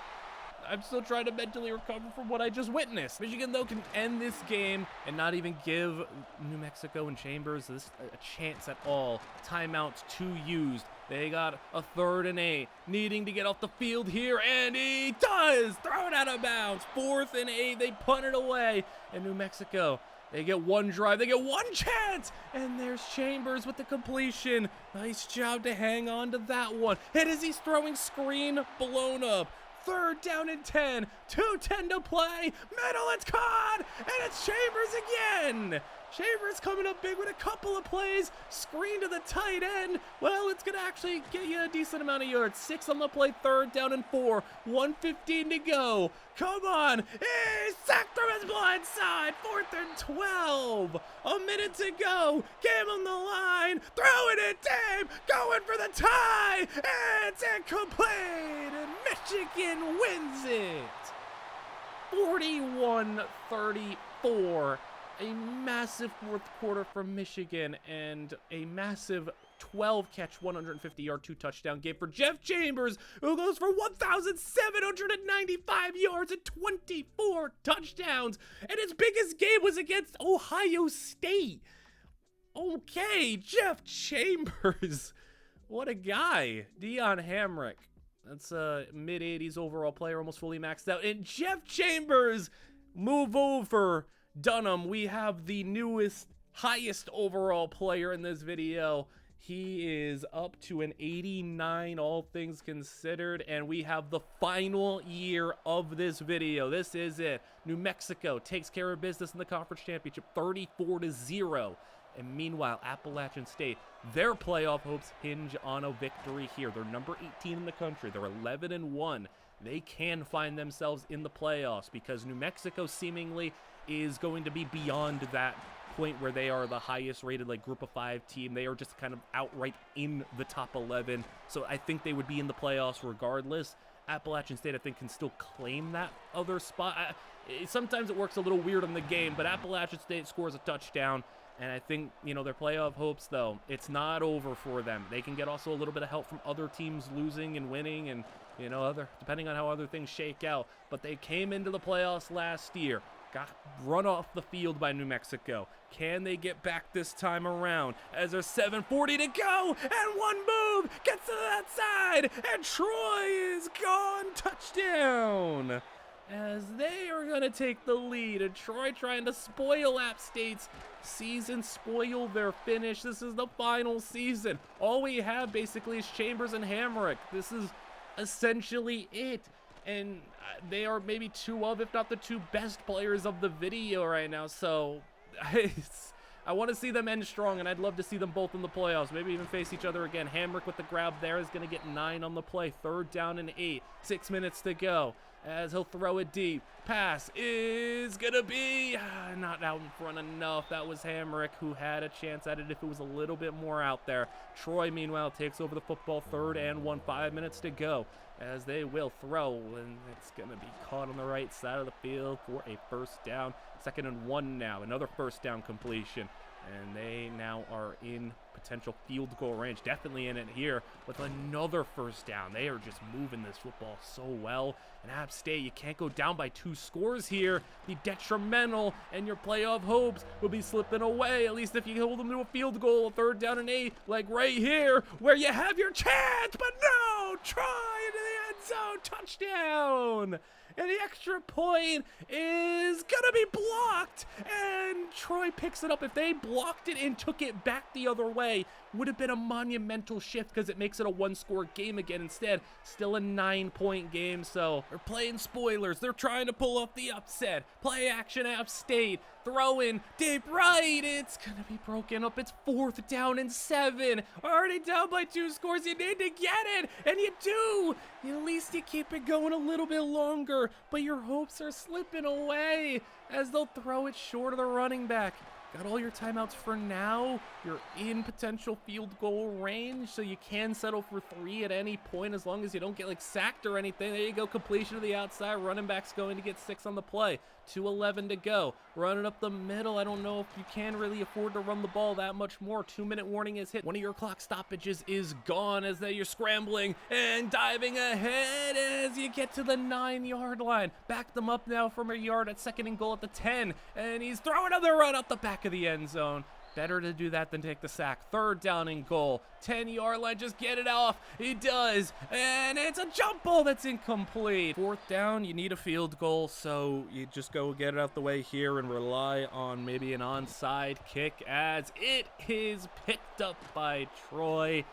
And running out the clock and winning the game. Appalachian State goes down. And in heartbreaking fashion, they had their chance. Hamrick only 1 grab on the game. Playoffs, meanwhile, New Mexico is the 9 seed, so they get in, and we don't really have anyone else to cover. Missouri State's receiver, Stephon Mooney, he's just had 670 yards and didn't really do much. Meanwhile, for Appalachian State, I guess after their conference championship collapse, it wasn't a good one for them. Florida International, immediate pick 6. App State, 3 and out. FIU ball back, deep ball caught, and it's a touchdown to immediately go up by 14. They actually missed the extra point, or it got blocked or something like that. I don't know what they did, but they go and score again after another 3 and out or 4 and out, and whatever the case is, 20 points allowed in the 4th quarter. They lose by 20. Hamrick puts up more touchdowns than he did last year, less yards, but 19 touchdowns on 82 catches is incredible. And we wrap things up with one last chance at a run here. New Mexico, 13-0. Chambers, an all-NCAA, all-American receiver, and one of the best players of the video on one of the best teams of the video. Oklahoma scores a touchdown, gets a 2-point conversion to cut it down to an 8-point game. They once again came into this playoff game with a 2-score lead. Can they hold it this time around? As Oklahoma's going to force a 3 and out, and it's looking a little bit similar as it did against Michigan.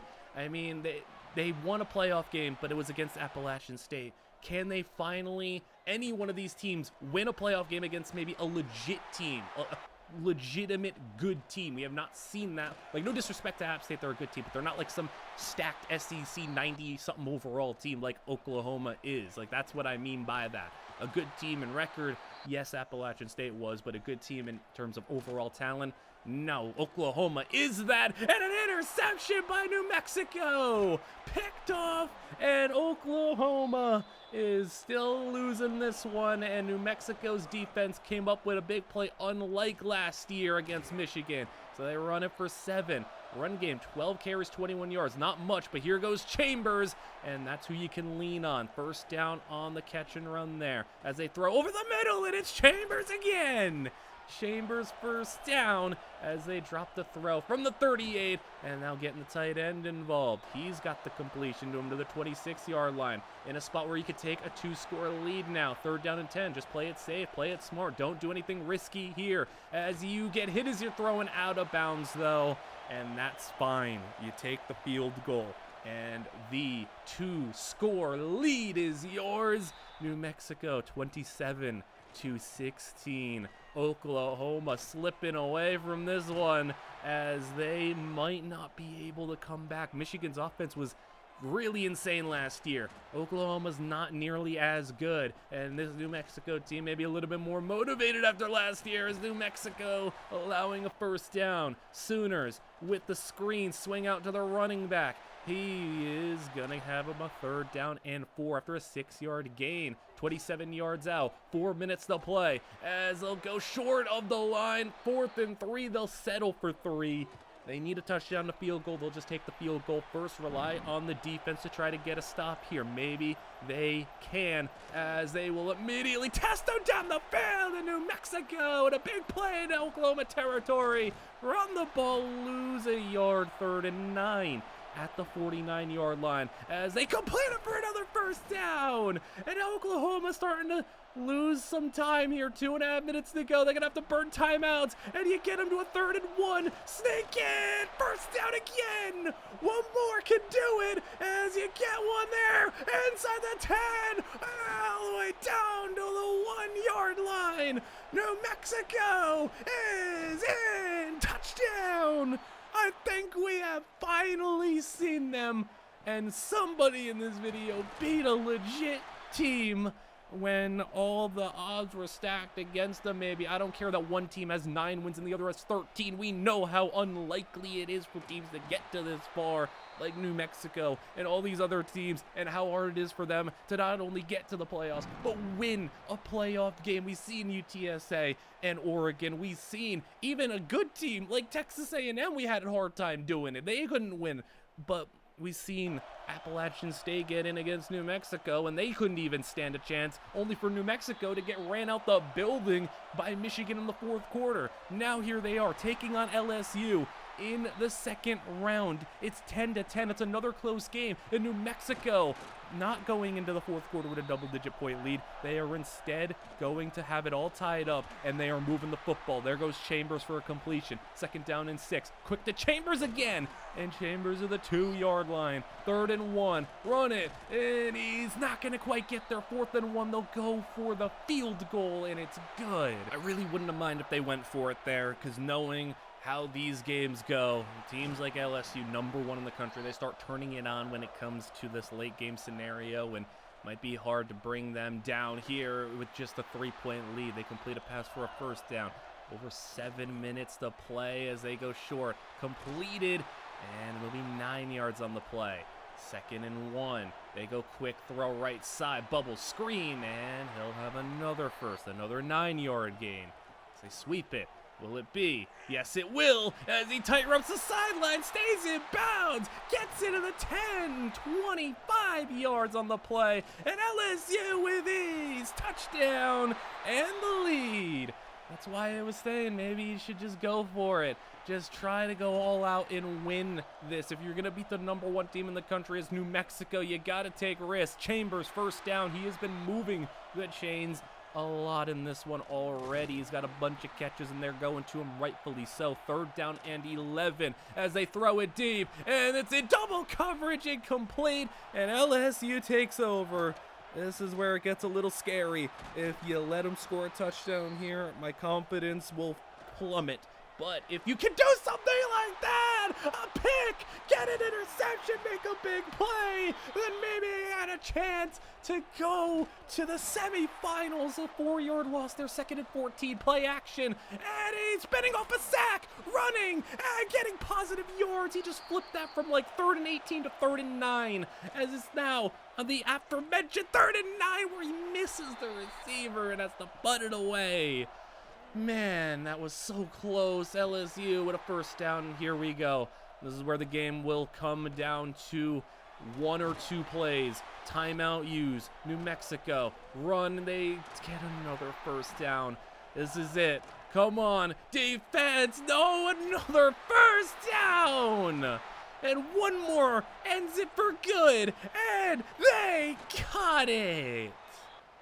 And it wasn't a high-scoring affair in the 4th quarter, but it was just enough. LSU ended up putting it into the end zone at the very end when they were, they kneeled it twice and then for some reason scored. But Jeff Chambers, 1,800 yards, so topped his yardage from last year. Didn't get as many touchdowns, but still went pretty crazy in that regard. And positive news to end the video, Jeff Chambers, 7th round draft pick. That's pretty cool. Also, hey, look at with the championship. This is what I mean. There's some weird stuff going on. UTSA won a championship after Dunham left, so good on them. But yeah, you can see also New Mexico. I said they had a Heisman winner. Rice won a Heisman. There's some weird stuff going on, but hey, we got to focus on what concerns us, and what concerns us is the final stats, the final results of everything that went down in this video. I think what's interesting is just how similar things were to the quarterback video, because in the quarterback video, I guess spoilers for that one, if you want to go check that out, you could skip that, this little part that I will say, but in the quarterback video, there were 9 gem players, which, resulted in 9 impact players. And for the wide receivers, well, out of the 100, there were 9 gems, 9 impacts. The only difference is there were actually busts. With the quarterbacks, there were bust quarterbacks that I scouted, but of course not all the quarterbacks commit. So the ones that happened to commit weren't the busts. But for receivers, there were 3 bust wide receivers, and a bust wide receiver, it's like, well, what is a bust 1-star player? Or most of the players are already normal devs, so what does a bust even look like? Well, the worst one was a bust who ended up being a 47 overall. I think I showed him in the video as a 47, but, that's what a bust 1-star looks like. Not only are you a normal dev, but you're not like a 52, 53 overall. You are a 47, so...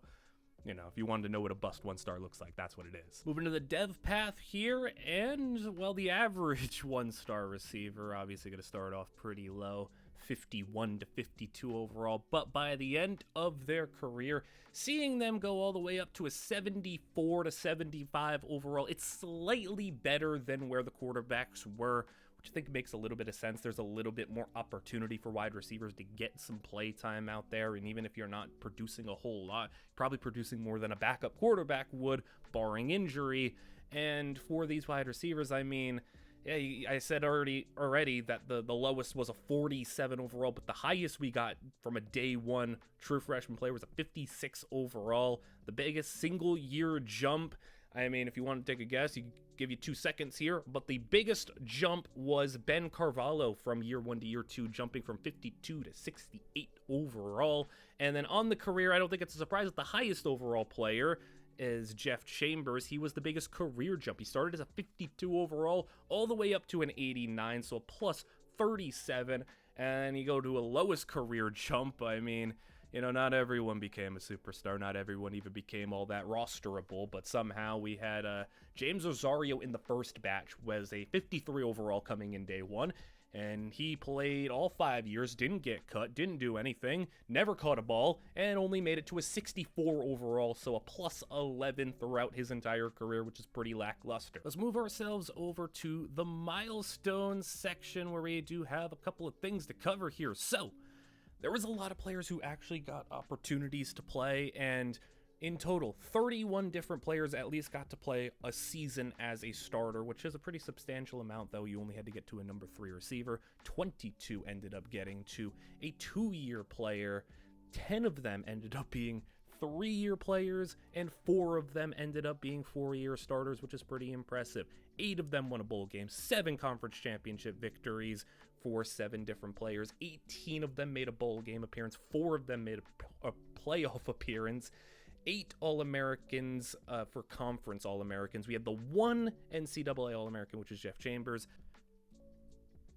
12 players at some point in their career did have a 1,000-yard season, and only 6 players were able to do it 2 times over. So 6 players had 2,000-yard seasons, and then for a cumulative career, there were 7 players that had 3,000 career yards, which moves us over to the best of the best. And there's a decent amount of players to pick from, but I think these were the 5 that I think deserve the recognition.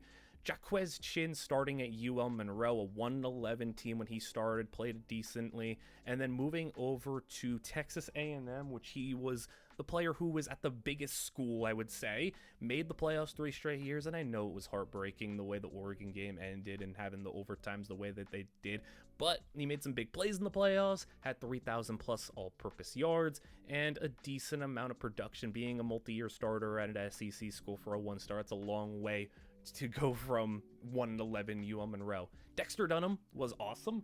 UTSA was amazing throughout the sim. They won a national championship without Dunham, and they had some other successes, but with Dunham, they won conference championship after conference championship, made the playoffs, had that amazing game with Oregon. Dunham had a massive year in his final season and finished also with 3,000 total yards, 27 touchdowns.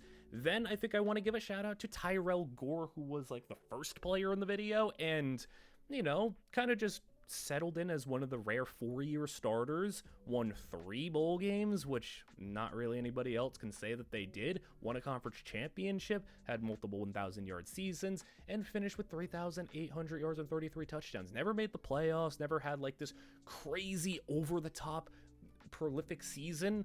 I know that there were guys who had bigger seasons that I kind of snubbed, but Gore being a 4-year starter and doing what he did, I think deserves recognition. And then the top 2, I think it's pretty clear. We'll go Deion Hamrick, who had the record for the most yards of any of the players in this video and the most touchdowns. Definitely 4,700 yards as a 4-year starter, 67 touchdowns, which is unbelievable, by the way. That's an insane amount of touchdowns.